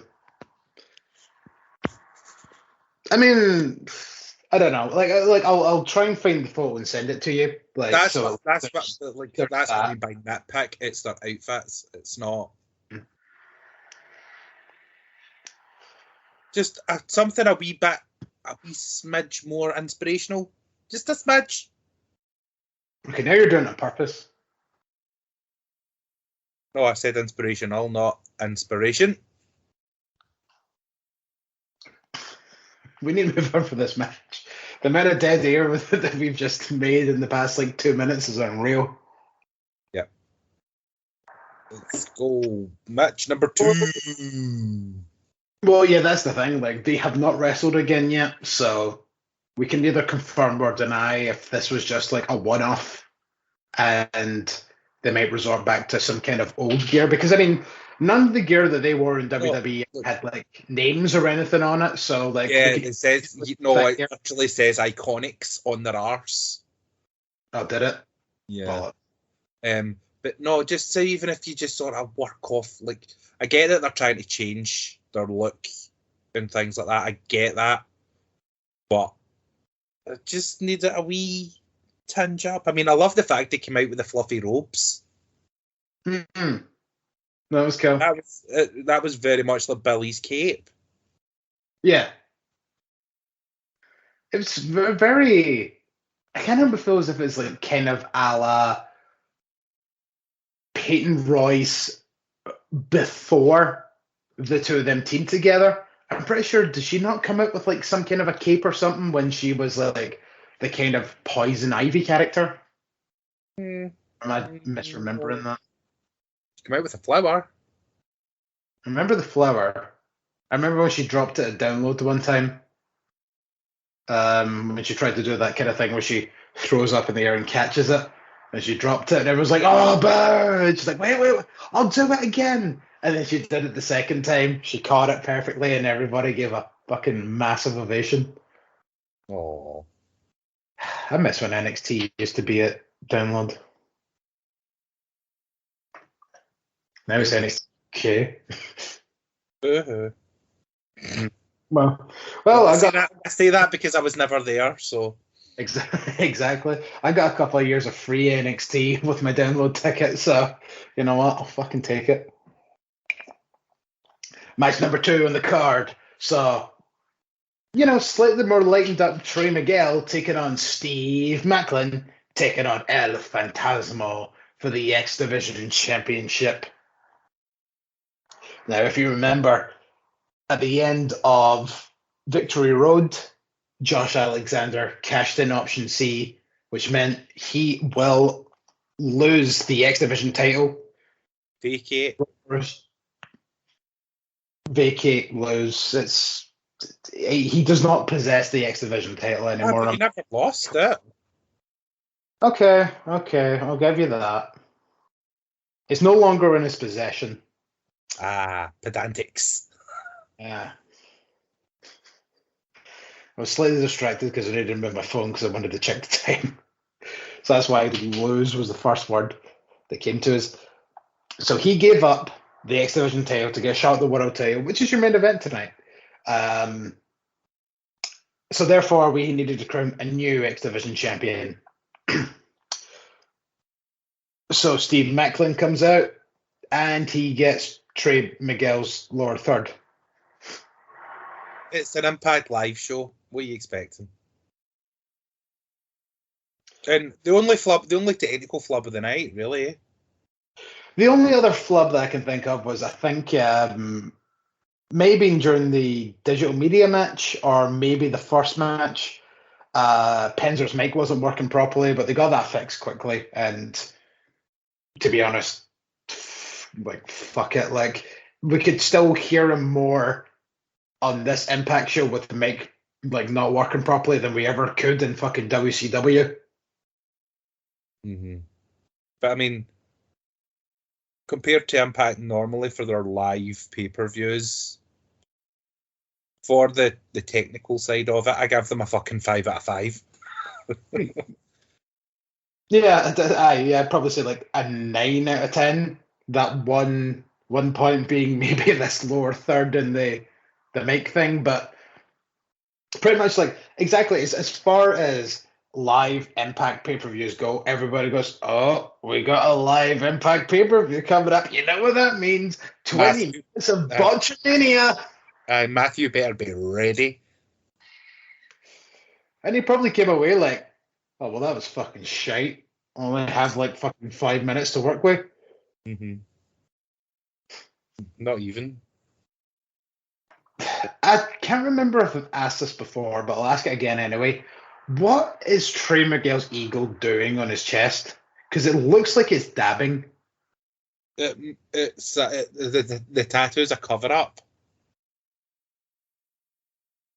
But right, okay. Yeah. Well, first of all, I think it's just an eagle. But it's like an eagle that looks like it's doing that. It looks like it's dabbing. Because eagle. One wing is completely out, but then the other wing is kind of bent. And it's I don't know if it's maybe it's an eagle saluting or it's an eagle dabbing, or I don't know. It's I feel like this is something I need the answer for. What is happening here? I don't know. So, yeah. So, in my notes, I started referring to El Fantasmo's ELP. So, yeah, you've done the right thing. That's nickname. For the rest of this, when I call him ELP, that's El Fantasmo I'm referring to. Because, writing Fantasmo or Tasmo or L is fucking weird. I know I try to shorten names. ELP is what he's commonly known as anyway, for shorts. I know, it's like when I try and shorten names for quickness on notes, it's a pain. So, the fact that they gave me ELP, really helped me out a lot for this one. So, both Steve and ELP team up on Trey. ELP tries the titty twister of Macklin to no effect. God, it's not even Macklin's titties want to have a fun spot. Trey locks in the start of a submission on ELP, then hits an offensive move on Macklin to get into the submission. I think it was kind of a bridging suplex. I do love when Trey does that sort of stuff. He does it so well. Oh no, wait, was it? No, wait, it may not been that one. It might have been. I want to say maybe it was a rolling neck breaker or something. He had ELP and almost like an Indian deathlock. Yeah. And he'd done a flatliner first. Then Macklin got up maybe a couple of seconds later, and then they done like the overhead Northern Light suplex. Right. And then while Trey was pinning Macklin, ELP sort of slapped Trey in the stomach to break up the pin while he was still in the submission. Nice. ELP is on the top. Miguel goes for a clothesline, try to take the legs out. ELP jumps over the line, and Miguel, like, coming in with so much steam that he just goes flying right into the ring post. This was a fucking beautiful spot for more ways than one. Oh. Like, just like Miguel threw so much, like, you know, body weight behind that lariat to come up with nothing, and then instead of just stopping, like, the momentum just took him into the post, and it was like, well, like, it just looked amazing, and plus ELP is just phenomenal. Yeah. Then doing all the bouncy rope stuff, and then some cartwheels, and fucking showed his ass, went he? Oh my god! Just give me one Phoenix versus one El Phantasmo.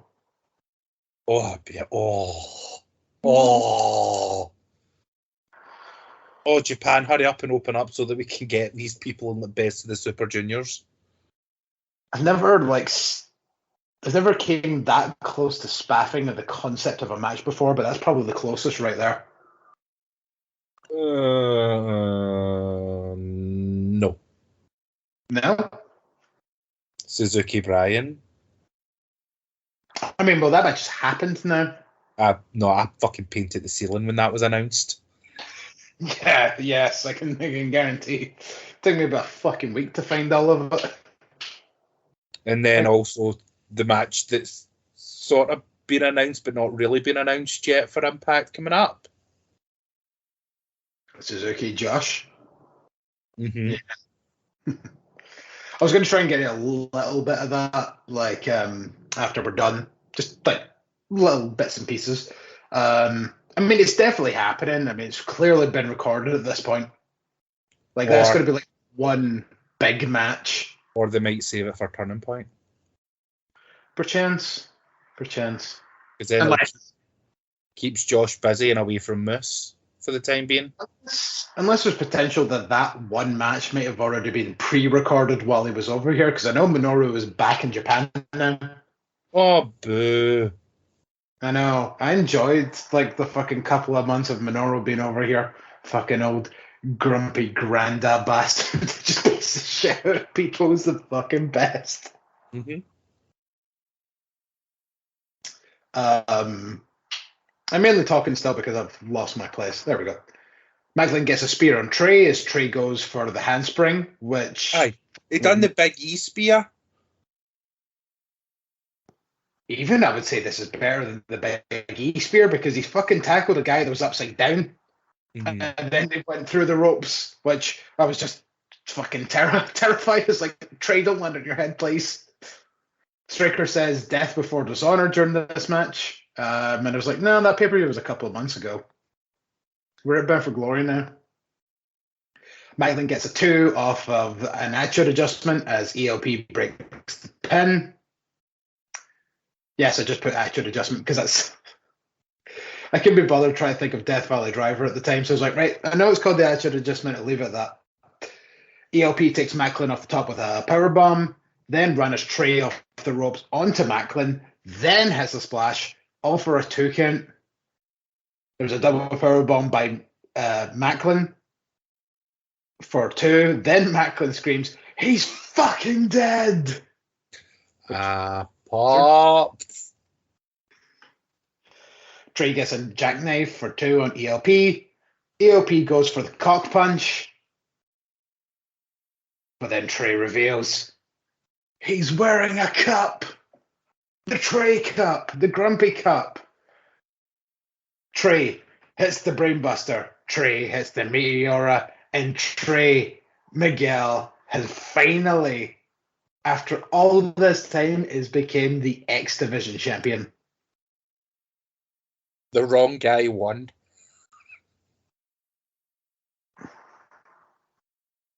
I had a feeling that El Phantasmo wasn't going to win this shit.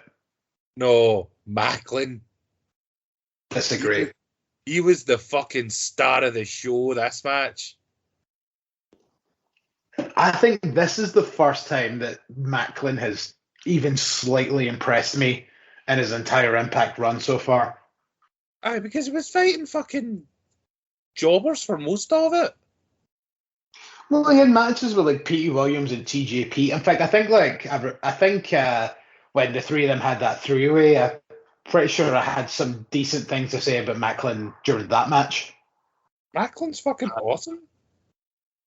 He's all right, but now he's a lot better than what we've seen in NXT. Definitely better than the short period where they were off in the main roster and done fucking nothing. I mean, Macklin went through 2 gimmick changes on the main roster and none of them fucking lasted. None of them stuck. Yeah, because he was part of Forgotten Sons on the main roster, and then that whole shit went down. And then for like 2 weeks, he was like one of the court jesters or knights of Baron Corbin's roundtable. And then he showed up sick to work one week around Roman Reigns, and fucking everybody lost their rag and fired him. And I mean, too right, obviously. Like, don't try and poison the fucking head of the table. What the fuck? The tribal chief. I mean, he's fucking awesome, but he's not indestructible. No, he's not. So we move on to match number 3 on the card. Violence by Design will take on Heath and a mystery partner. We all know who Heath wants as his partner. Will it happen? Will Rhino show up? Are we going to get the first SmackDown Tag Team Champions reuniting? Because during this match, I got really reminiscent of going, oh yeah, that was a thing that happened. Yeah, remember SmackDown Live was weird and different. SmackDown Live was the fucking place to be. Even the first couple of weeks of fucking Monday Night Raw during that initial draft were amazing. Like, I really thought that like both rosters and both shows were getting off to a really good start. And I was like, this could be the resurgence of fucking wrestling. And then, like, you know, about 2 months later, it went kind of downhill and back to usual hoopla. And it wasn't exactly that exciting after that.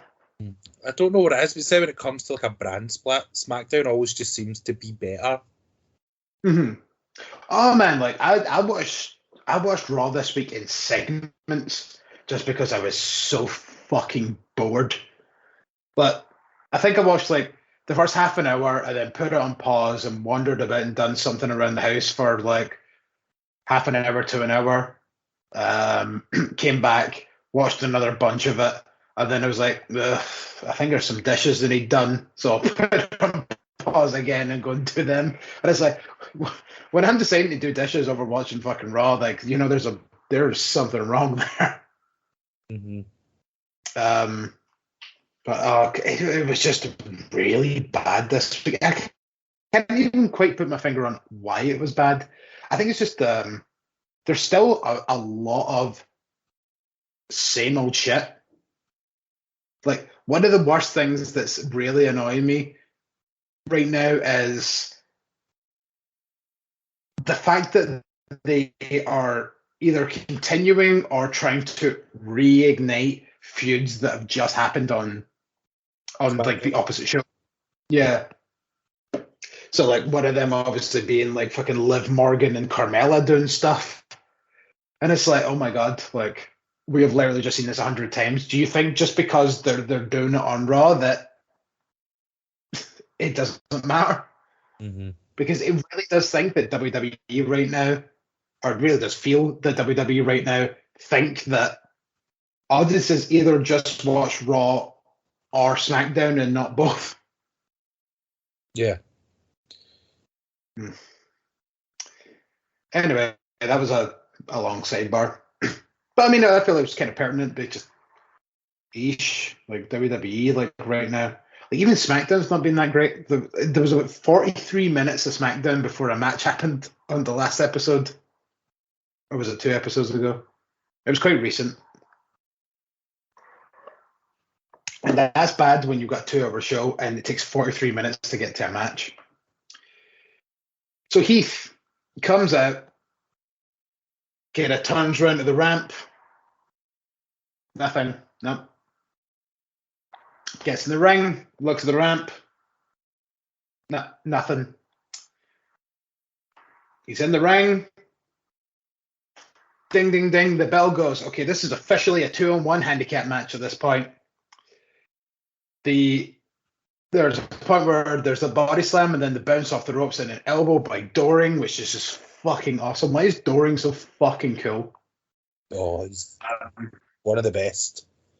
And the thing is, like, I think I like him so much because he doesn't do a lot. Yeah. Like, he's not in the ring every week. So see, when you see him, it's special. Yeah. And plus his big ass fur jacket's so fucking cool. Heath hits a leg lariat and Diener and sends Boring to the outside, but clearly I meant Doring. Then just halfway through this match, Rhino's music hits. Rhino makes his way out. Heath tags in Rhino. Rhino attacks Diener, and then the bell goes, calling for a disqualification. No, it didn't. Well, that's what should have happened because there was a 2-on-1 handicap match. Anyway, Rhino gets a bell ability and Doring go over to Diener, and it is over. 1, 2, 3. Keith and Rhino hug in the middle of the ring, and life is good. But still, that was when he didn't show up at the beginning of that match. That meant it was 2-on-1 handicap match. So Rhino showing up was outside interference. No. No.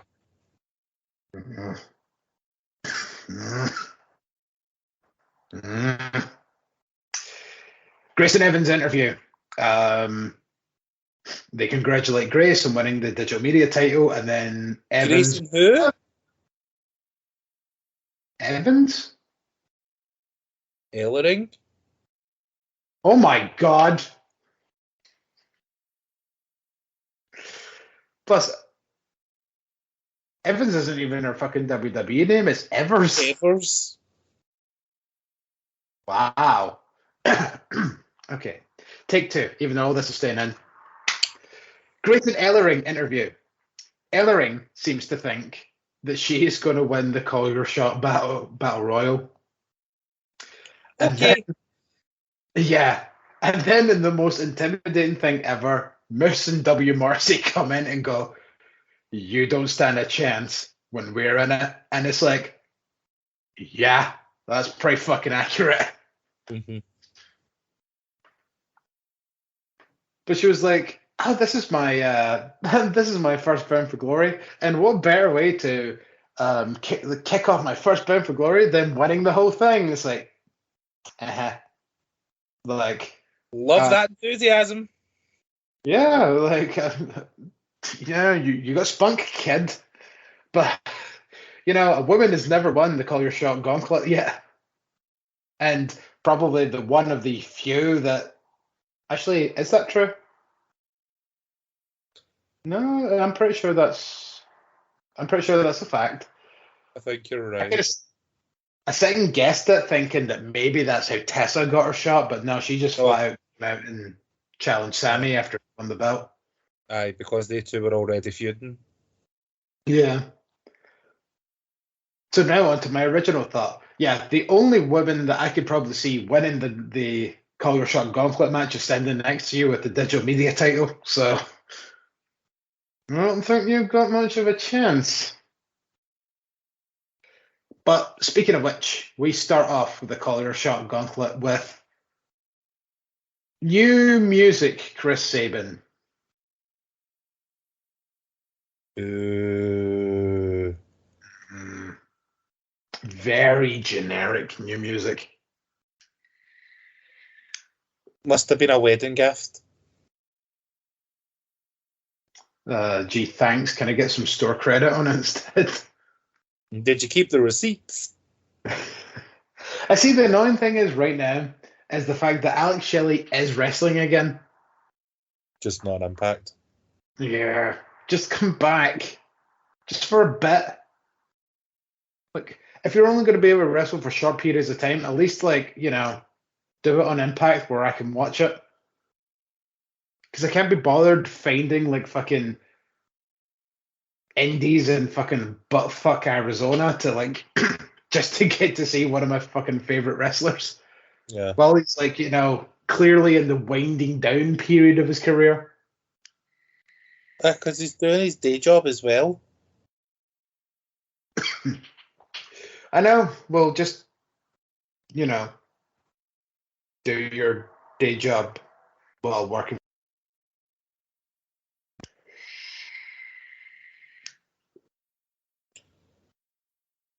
So who was Chris Sabin facing at the start of this? I was going to say Shebag if you don't. Actually. Entry number 2. Because so this was the funny thing though, is like it almost seemed as if it was established that all the entrants were already announced. Yeah, because we had on the build-up a battle royal to determine who would come in last and who would come in first. It came down to Chris Sabin versus Morrissey. So Morrissey comes in last, Sabin in first, and then there was at least about 20 people that were in this. So this battle royal. So we're like, all right, I guess we're not going to get any fun entrants, and it's just going to be people on the roster. Well, you can shove that up your arse because entry number 2 was Rocky Romero. Asuka. What the fuck? Because right, the one thing with Rocky Romero, and maybe I might go in a bit of detail. Yes, maybe I am just going to pour a drink, but you know what? You'll listen to my story anyway.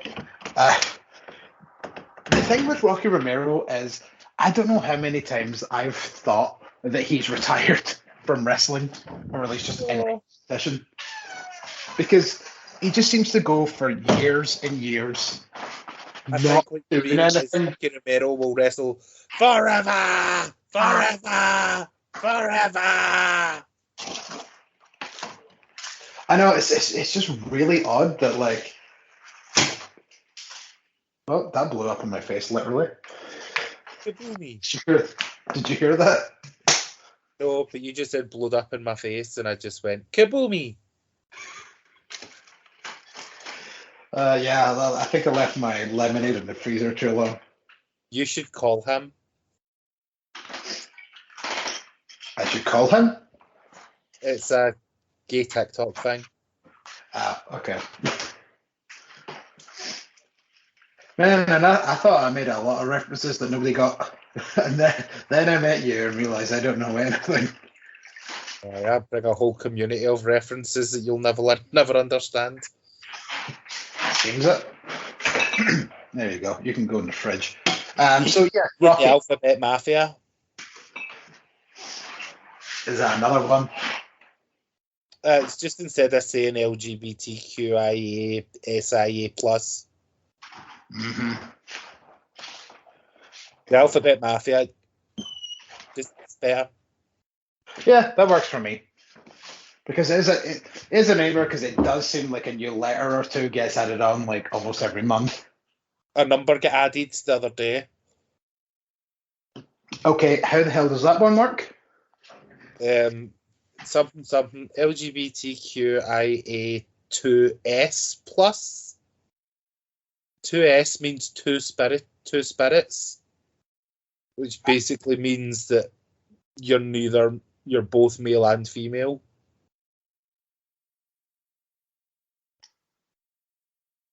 like you float between genders.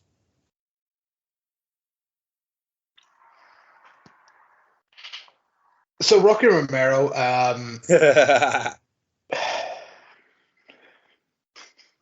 less said about that, the better. It just always feels like he just goes for so long. Like, and I'm talking like not just like a couple of months. Like, it feels like sometimes he goes years without wrestling. Like when I went to that wrestling con in Manchester a couple of years ago, he was in like the Rev Pro Super Junior tournament, and then I was like, mate, I thought like Rocky Romero fucking retired. And then like not only was he like very much in this tournament, he went to like the semi-finals or something like that against Sho or Yo, because they were both also in that. It did mean I get to hear the Roppongi 3K theme about 4 times in one night, which was pretty badass. Alex Kozlov retired as tag partner. Then he started teaming with Trent as Roppongi Vice. Yeah. Then Trent. And then it felt like after Trent left was when I just never seemed to see Rocky do much anymore. Because he was never on any like big cards. It was always on like the Road 2 shows wrestling. It was more of a managerial position. Yeah, and then like 3K. Yeah, that's kind of what I felt. See, when he became like manager of Roppongi 3K, it's like, right, clearly he's just here as a manager now. And no, he was still wrestling, but just wrestling like Road 2 shows and stuff, and being like a filler for Best of Super Juniors, World Tag League, stuff like that. But since the pandemic, he's been over in America, really getting fucking strong off the ground. Oh, really? Yeah, he's a massive reason why Strong's been so successful.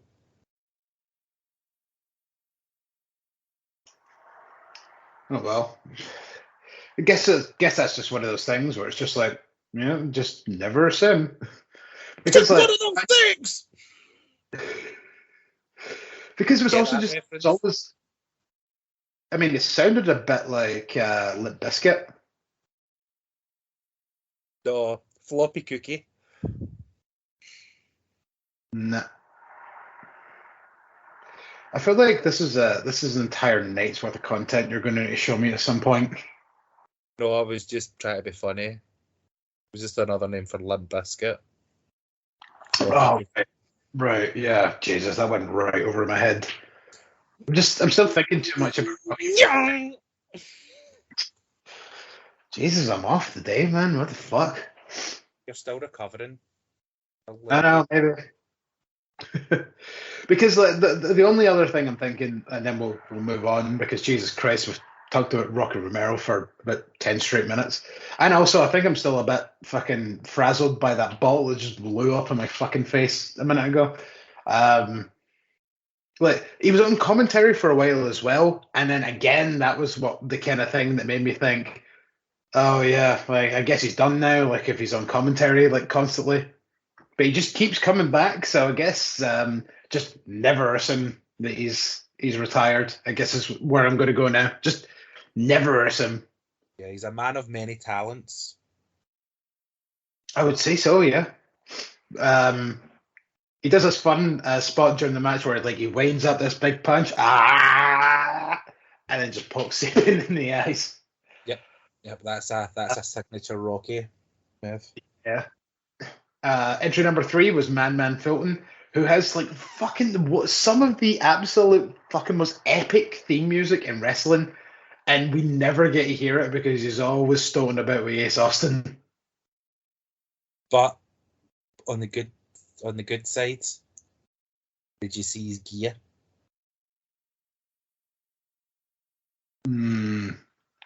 I don't remember it exactly. Enlighten me. Remember when he was teaming with Ace Austin, it was like the vest singlet thing. Oh, did he have no shirt on? He had no shirt on. He just had the trousers. Looked fucking amazing. Yeah, so you could see his goofy neck tattoo. Not neck tattoo, necklace tattoo. But yeah. R.I.P. Sawyer 2K18. Yeah. Despite the fact he wasn't part of fucking Sanity, but still came out to the Sanity theme music. No, it was Insanity, and then like the week after the game was released to get papped out, to get released. Oh, I thought he got tapped out before it because wasn't Wait, does that mean what's his face? Did Killian Day not make the game then? No, he did, but Sawyer was released like the week after the game was released, and it was still a part of Sanity. No, because like they ditched Sawyer Fulton for Dane, and then Sawyer Fulton never came back. In the game, it was still Insanity. Yeah, that's what I'm saying. Like Sanity in the game was Eric Young, Alexander Wolf, Killian Dane, Sawyer Fulton, and Nikki Cross. But like that was never a thing on TV. I bet in the game it was the 5 of them. And that's the reference I was making was that never happened. That was weird. So Fulton comes in, Rocky and Sabin try a double team. I wrote double team and Fulton. I should note, when I took these notes, this was still during my fucking really bad illness. So sometimes it's a bit all over the place. But they started double teaming Fulton. Maybe I was just seeing two Fultons at the time. So Fulton swings Rocky on his back around to hit Sabin with his legs, taking both of them down. Number 4 was Rohit Raju. Now Sabin and Rocky go for Rohit. And then fucking Rohit absolutely demolishes the two of them. He's the Daisy Hitman. I know, but like, even then, like, still, like, he's kind of a moderately joke character and just absolutely leathered these two, like, very, like, much higher up, no offense, Rohit, but much higher up in profile wrestlers than him. It just fucking leathered them. And I was just like, fucking go on Rohit here. Like, I really feel like over the past sort of like year and a half to 2 years, Rohit has become a completely different kind of mocha-skinned manimal. Mm-hmm. Entry number 5 was Tasha Steeles. Rohit starts bargaining with Fulton to make an alliance. And then the two of them seem to be on the same page. When Steeles comes in, he kind of makes the same alliance. And just like every time he kind of makes this alliance, it's like, right, come on, you and me, like we can team up, we can get rid of all these guys. And then like you just see the kind of look go across like the other heel's face and going, yeah, okay. And then they just start beating the shit out of the face. And so it's just like, it started with Fulton, and he just goes, yeah, okay. Then he just starts stomping out Sabin. And then when Steeles comes in, he does the same thing, and Steeles just kind of goes, yeah, right. Oh, it was perfect. Just like Rohit, just as like a fucking mafia, just recruiting people. Rohit eliminates Rocky Romero as entry number 6. Rachel Ellering comes in. Rach rocking some new ring gear, which I think like works a lot better for her. Rohit is sent over the top and uses Fulton's hair to hang on at one point. This gets Fulton eliminated, but Rohit manages to hang on. As entry number 7 is Savannah Evans. And nothing exciting happens during this period of time, because my next note is entry number 8 is Johnny Swinger. Hey, Daddy! Yeah, Daddy! Evans and Ellering get eliminated during his entrance. So Swingman gets in the ring and starts dancing at Tasha Steeles. like just get the arms behind the head and gyrating the midsection, just like yeah, daddy. So Tasha goes for a fucking double leg and takes him down. Entry number 9 is Melina, which was, I mean, like she's been on Impact recently, but like that was still quite a big shock. She's wearing like much like more retro kind of gear as well, which personally I thought looked awesome. Like she has been trudging out some fucking horrendous looking gear recently, and not even in like a pervy way. It was the same gear that she wore at Empower, and she was wearing on Impact, just a different colour. Yeah, that's what I mean. Like, there's been, I mean, like I feel like I need to try and get you a photo of some of the gear that she wore when she kind of came back to NWA. Like, no, again, as I say, it's not even in a pervy way. It's more just in a that shit looks like you fucking made it yourself and you're not good at this either kind of thing. Mm-hmm. I'll try and see what I can do. Swingman then starts dancing at Melina the same way as we get entry number 10, the fucking Kiss Demon. Pop. So I guess this must be a special main event match. So the Swinger. I thought fucking Gene Simmons was coming out. Yeah, he just gets going, oh my god, it's Gene Simmons.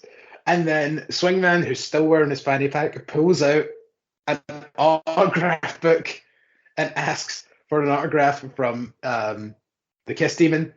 So Demon signs it, then shows it to him, and then Swingman goes, who the hell's Demon? And then gets thrown out.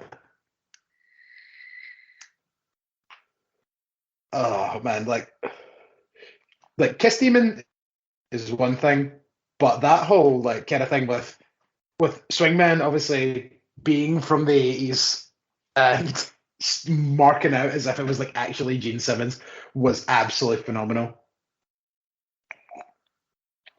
Entry number 11 was Brian Myers, as Myers and the Demon go at it. This brings in entry number 12, Matt Cardona, who was dressed like a Ghostbuster. Was that what it was? Yeah. Right. Okay. I didn't. You know that? Oh. Yeah, because like I'm pretty sure like Cardona was like written in slime on his butt. See, I thought Chelsea Because Green slime. was pegging him. Chelsea Green was what now? Pegging him. You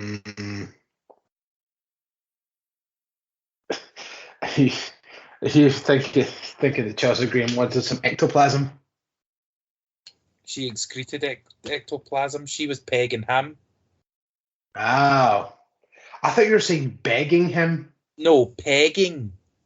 Right, pegging. Okay, that sentence takes on a whole different kind of. So entry number 13 was Laredo Kid. As Demon and Cardona start double teaming Myers. Yeah, Laredo Kid is quite awesome. And I feel like he doesn't get his due when it comes to some of the sort of mass wrestlers of today. Because Melina does the split. Oh, Phoenix, go on. that's because the world has a Phoenix. Yeah. Yeah, that'd be true. I mean, they've got Phoenix and a Penta. Like, between the two of them, that is a high fucking there's a high bar. But he still does awesome here. Like, and I think like personally, I think Impact is actually probably a really good player if he's hanging about for the long haul. Yeah. Because there's not too many more like him. No. or the few that are like him are people like TJP that, don't wear masks. Yeah. There's the splits to low bridge Tasha Steelz and eliminate her. And then right after that, Myers throws Melina out. This brings in entry number 14, Sam Beale, that does his old pose on his entrance where he ruffles his hair and then sniffs his hand, which was a big part of Myers' teachings, if you remember those. He comes in, Myers tells Beale to start attacking Cardona, and he does. So the two of them start beating down Cardona as entry number 15, Rich Swann, comes in. During this, Beale saves Myers from elimination and then throws Myers out himself. Yep, Shab Beale graduating. Yep. Entry number 16 was Ace Austin. And then Ace comes in and takes out the demon. Boo earns. I thought Ace was going to win, but I think I now just need to sort of get used to the fact that it'll probably be a long time before he's Austin's heavyweight champion. I mean, speaking of taking a long time, maybe even too long to make this a certain person champion, Moose is entry number 17. Moose comes out, powerbombs Beale out of the ring on top of, which I think was the lemon tree, which I then got confirmed because they were there the entire rest of the match, despite the fact that Myers was eliminated ages ago. Entry number 18 was Eddie Edwards, who goes straight for Moose, has a dive on the outside, and then gets hit by the Moose bomb on the apron. As entry number 19, Alicia comes out with, I'm pretty sure she had her 2 candlesticks. She brought Kenny out for Eddie Edwards and Kendra for herself. Yeah. Moose shoves Alicia on the apron, but both Edwards start going at it with candlesticks, beating down Moose. And entry number 20 was W. Morrissey, the aforementioned winner of the Battle Royal from a few weeks ago. Morrissey eliminates Alicia over the top rope, throwing her on the learning tree, which are still out there for some reason. W eliminates Eddie with a big boot. Moose and W.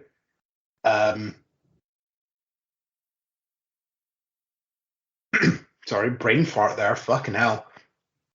Moose and W then say that they're going to be on the same side as Rohit. Oh, yeah. They're like face to face, and they're like, right, okay, we're going to do this. We're going to team up. Right. And then it'll be us two at the end. And then, so they're like, right, we're going to be on the same side. And then Rohit jumps in and is like, yeah, all three of us on the same side. And then he starts hugging them and everything. And they're like, yeah. And then Rohit gets double eliminated. Sabin eliminates Austin and Fulton, runs back in to the ring and takes out Sabin while the refs were distracted by Ace Austin's elimination. Sabin was in this match for around 30 to 35 minutes. And Moose and W just pick up his lifeless body and literally let it just fall over the top rope, which is a pretty cool looking spot. Cardona hits radio silence on Moose. W with Swan on his shoulders, and then Moose eliminates both Swan and W Morrissey, which leads to Moose taking on Matt Cardona. During this very short period where this match happened, there was a GCW shout out, which was quite funny. Cardona misses radio silence. Moose connects with the spear. 1, 2, 3, and it looks like Moose will finally get that world title that he's eluded for so many years. And arguably, I feel like Moose probably should have had the belt at this point, even though, only this past year have I got to the point where I've actually started to appreciate Moose as a wrestler. Yeah. I've got a wee update here. Du-du-du-du-du-du. Mox has been removed from tonight's AEW Dynamite show. Okay. Any word on who the replacement might be? Guess we'll just have to see. I mean, double check Twitter and see if anything pops up. But keep us updated throughout the rest of the review. That sucks though, that he's been pulled, but for obvious reasons. So that's why I'm not gonna. As it says, I don't know, the building's on fire. The AAA tag titles are on the line tonight on Dynamite. Oh yeah. FTR done a promo at the beginning of Dark and said that they're gonna defend it against any luchas that aren't the Lucha Bros. Do we have names? We have names. We have names. Okay. Aerostar. And please say Drago. No. Bastard. Sumere del Sol.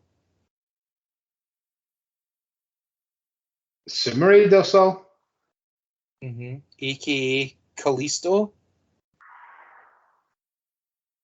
Oh my god.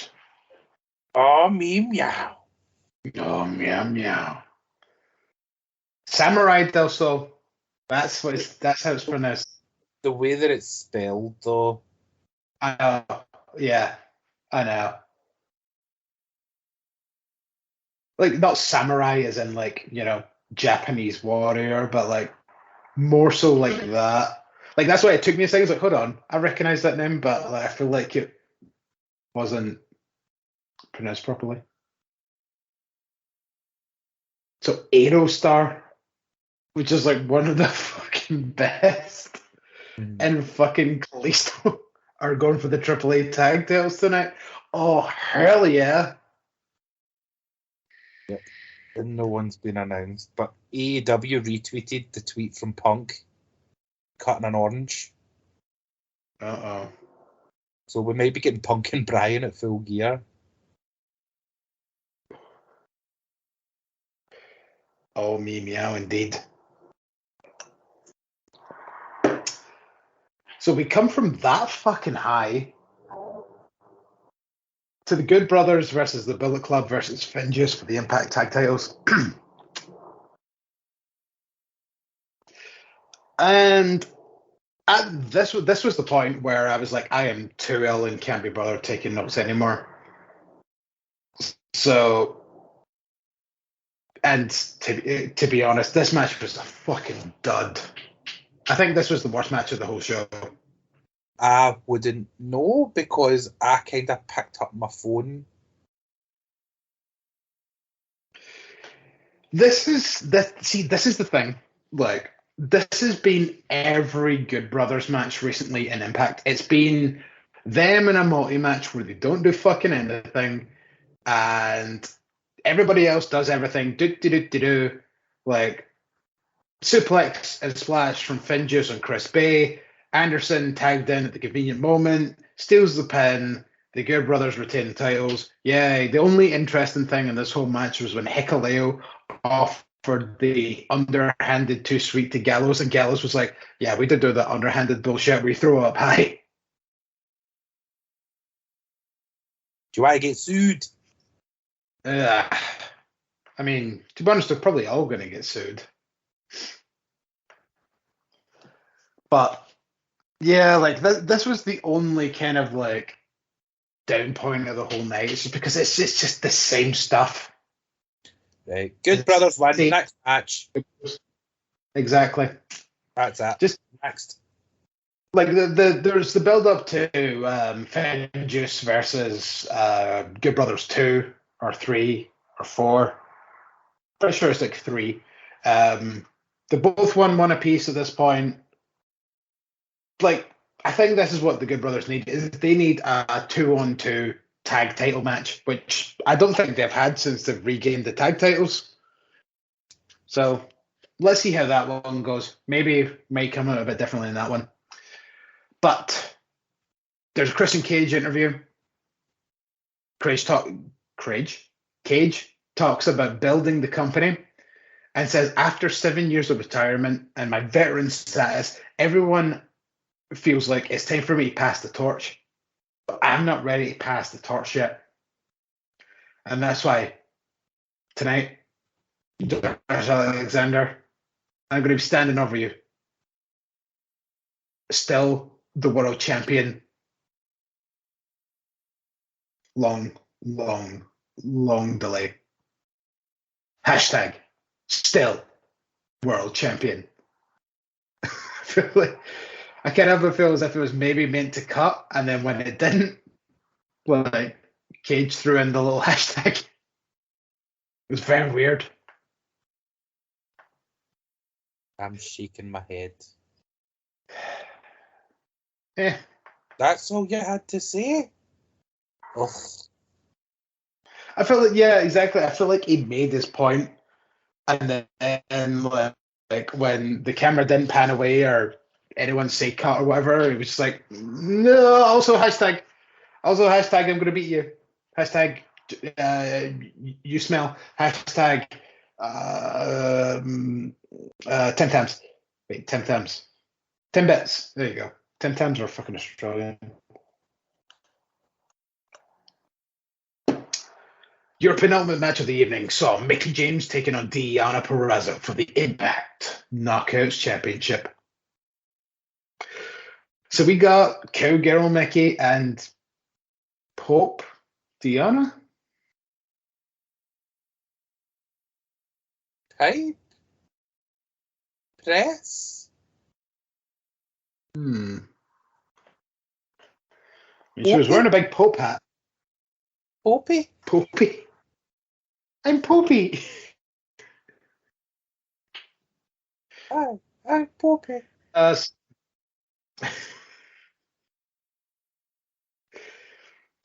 So the skipping ahead in the match a little, there was this great double down where both of them go for the crossbody at the same time, which I'm always a fan of because whoever does it just makes it look so amazing. There's a Mickey Corana and a flat jack from Mickie. Mickie goes up top, hits the flying fez press for 2. Deonna counters the Mickie DDT, but countered with a lobster kick. Fucked up that line. Lobster kick. James gets the DDT, but Deonna kicks out. What the fuck? Mickie counters the pile driver. Deonna locks in the armbar and grabs the second arm, but Mickey's too close. So Deonna then gets the Queen's Gambit, which is the pile driver, gets the deepest fuck 2 count. Deonna is frustrated, grabs a chair, but the ref takes it from her. Mickie comes off the top, hits the Fez press, but gets the referee instead. Deonna grabs a chair, Mickie hits the spinning kick to Deonna. Gets a 2 count off of that as the ref revives. Deonna and Mickie are up top. Deonna locks in the armbar, but then kind of slips off the ropes, and Mickey's arm is bent in this really gross fucking angle. Looking Alexa. Yeah. And then Deonna then yanks Mickie off the ropes, and like again, it just feels like Mickey's arm wasn't where it was meant to be. And like how the fuck she came out of this match like unscathed is beyond me. But Mickie fights back. She gets the DDT, and color me shocked. Mickie James wins the knockout title.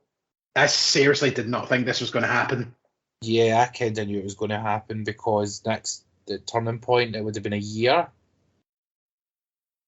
They've been champion in this one run. Yeah, she won it at Slammiversary last year and she only lost the belt for a couple of weeks. But that ended the run, so it would have been a year. So, and I think it's time for somebody else to have a go because, I mean, if she beat Mickey James, then who else is there for her to beat? She's beat everyone. I mean, yeah, I suppose when you put it that way, you're right. But it's just it kind of felt like that Mickey James came back as a kind of like almost like a kind of thank you. Yeah, like sort of more of a all right, we like you, Deonna Purrazzo, for NWA Empower. So right now you work one of our shows as a kind of back and forth kind of thing, if you know what I mean. Mm-hmm. Like, and I thought that was all it was going to be was, okay, Deanna's going to get like another big notch in her title reign by beating Mickey James, the former multi-time Impact Knockout champion.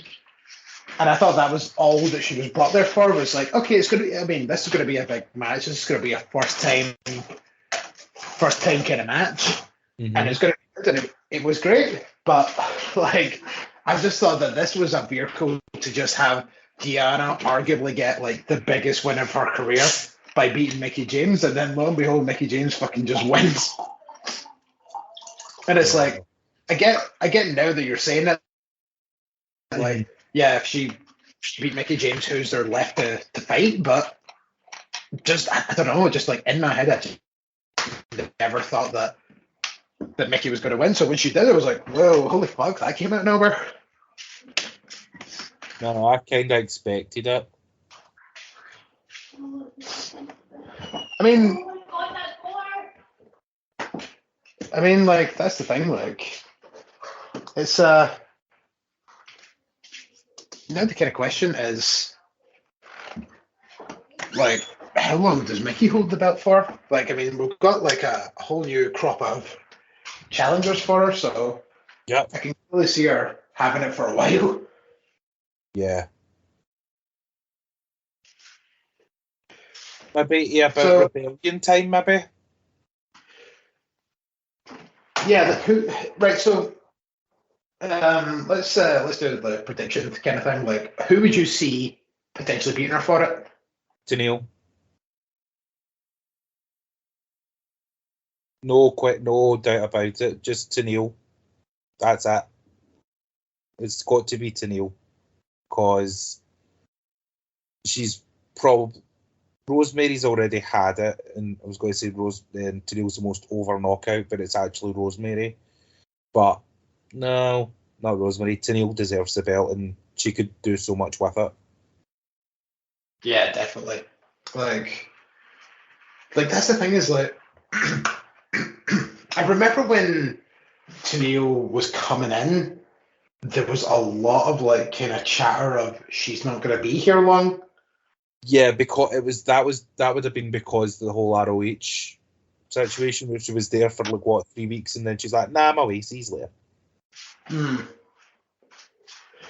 obviously, like, a lot of that changed because she's been there for like fucking 2 years or something at this point. Yeah, and it's kind of like it still has been on and off and everything, but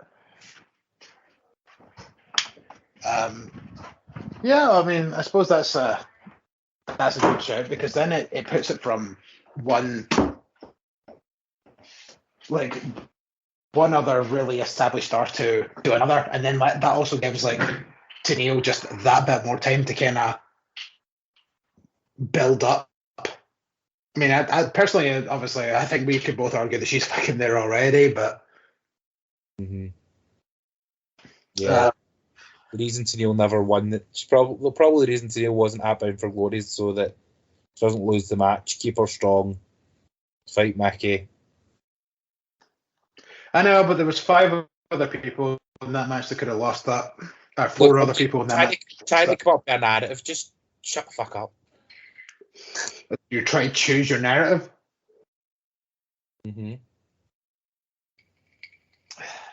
Fine, whatever. So, main event, the Impact World Championship is on the line as Christian Cage defends against Josh Alexander. This match bored me. Really? Yeah. I could not get into it. It wasn't until the last few seconds of the match where I was like, okay, this is beginning to pick up steam now. And then it was kind of like, no, we're done. Hit. Bit. That. Right. What? Okay. Let's stab What? Let's get Hello. Yeah, right. let's get this done.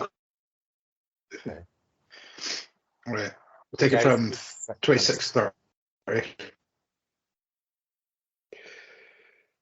So you thought this was a bit boring?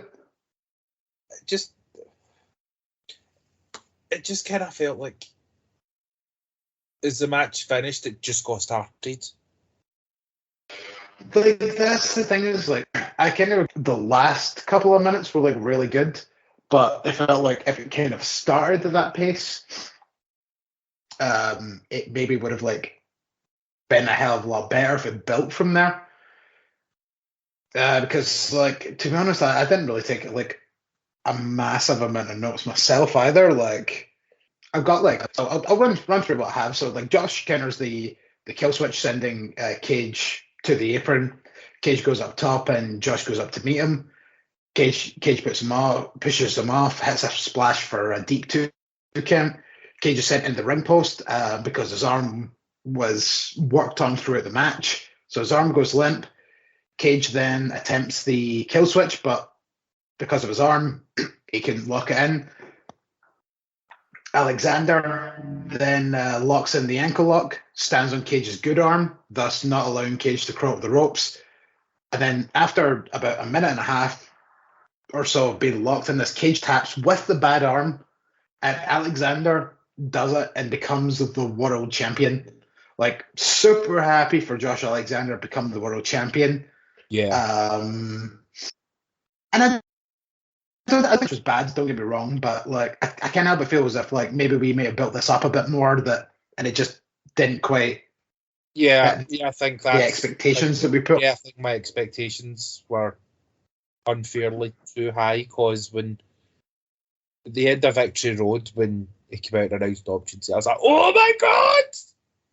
That he's going to be the guy to bring the Impact title back to Impact. Mm-hmm. And he did.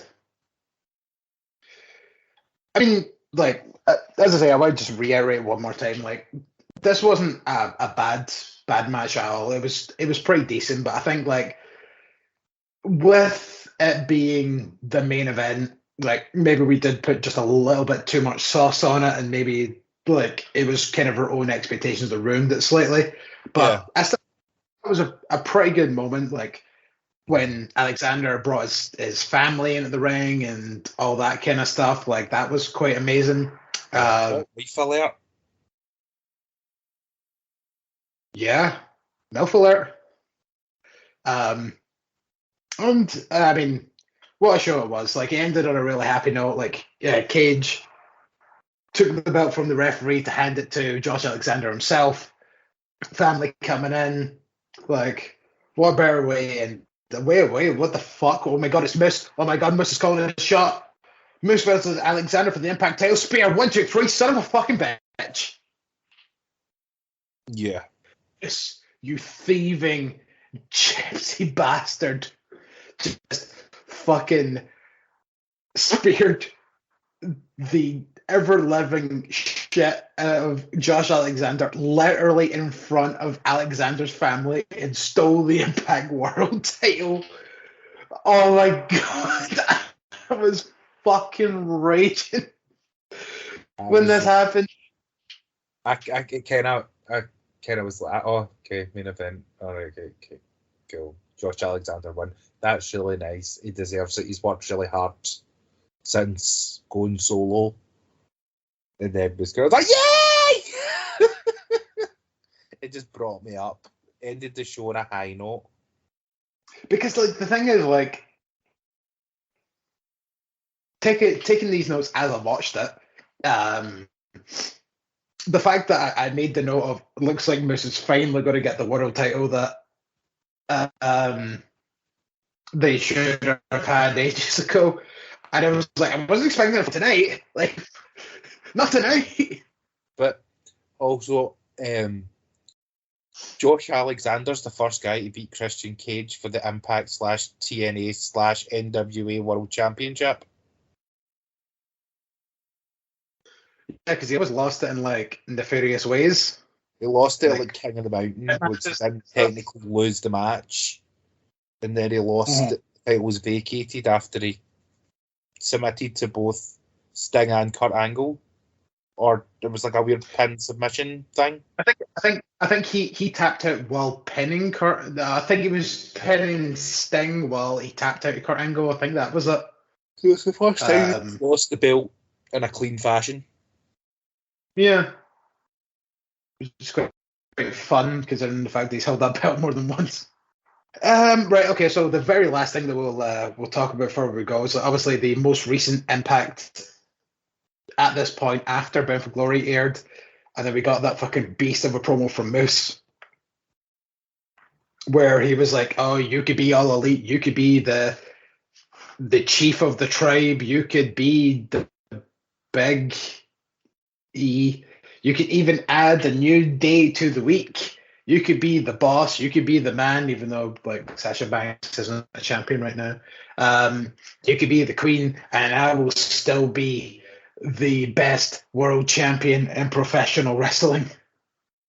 Yeah, this is just It's like leaps and bounds is awesome.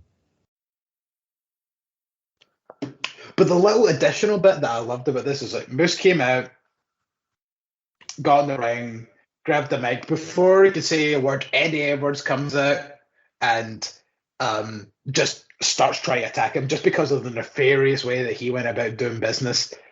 And quite frankly, I thought that was kind of perfect because it's Eddie Edwards kind of style, and I thought that worked pretty well. So the two of them started going at it on the ramp, and they eventually got broken up by security. So it's going to look good because you're probably going to reckon that Eddie Edwards is going to be the first challenger for the title because Josh Alexander right now isn't looking like he's going for the belt. He wants Moose on a personal level, and he's like, look, screw the title. I don't care about the title. He did this in front of my family. He could have hurt my family. Like, this is ridiculous, and this is what I care about. I care about my family. I care about protecting them, and he put them in danger. So it looks like Alexander might eventually get his championship rematch, but it might not be right away. But Eddie Edwards, the man of the people, he's stepping up, and he's doing it for, as I say, he's doing it for the people. Other wee bits of Impact, John Skyler versus Chelsea Green happened over the past couple of days in a digital media match, which you can see on YouTube. It was only a couple of minutes long, but John Skyler defeated Chelsea Green, and John Skyler is now the number one contender for Jordan Grace's digital media championship. And I'm pretty sure other little things like the Demon came back, the Swingman came up, obviously telling him, hey, you kind of fucked me over there with the whole pretending that you're Gene Simmons thing. And he was kind of asked, why are you back in Impact? And then DK joined them, and then the Demon was like, because Impact wins. And I thought that was a nice little thing. And see if the Demon, the Guest Demon, or Dale Torborg, as I'm pretty sure is the guy that portrays him, is hanging about for a little while. That would be kind of sweet. And from this Impact, I think that's roughly about it, unless Unless you can think of anything else that kind of happened that's worth talking about, Robbo. No. Yeah. But this week on Impact, Mm-hmm. 6-man tag team action. Yes, that was the other thing. I knew there was something else. Minoru made his fucking debut and started beating the shit out of Josh Alexander, which we alluded to earlier. And so it looks like we're building to Josh Alexander versus Minoru. Hell fucking yes. The match is Alexander, Cardona, and Edwards versus Suzuki, Morrissey, and Moose. Moosery? Mm-hmm. Yes, Mizuki. No, because they've been a team. Moosery. Like misery, but misery. Aye, Moose and Morrissey. Moosery. Yeah. Yeah, so like I think this is building to the Josh Alexander Suzuki match, which is going to be hell awesome. But you know what? Like I think like if this does happen on an Impact, I think we're at least going to need to cover that match. Even though we said we wouldn't do many TV anymore. If Suzuki's on, I'm in.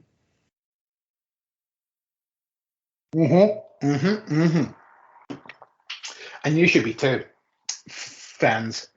But I think it's time we wrap this shindig up for another week, for another episode, because we've not fucking been doing it for weeks because I've been ill. So hit me one of those. Kazedidare.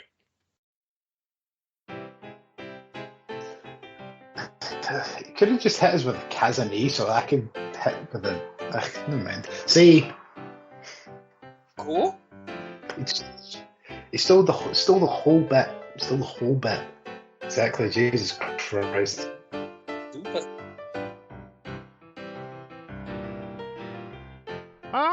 Remember, you can follow us on Twitter and Facebook at Heel Podcast.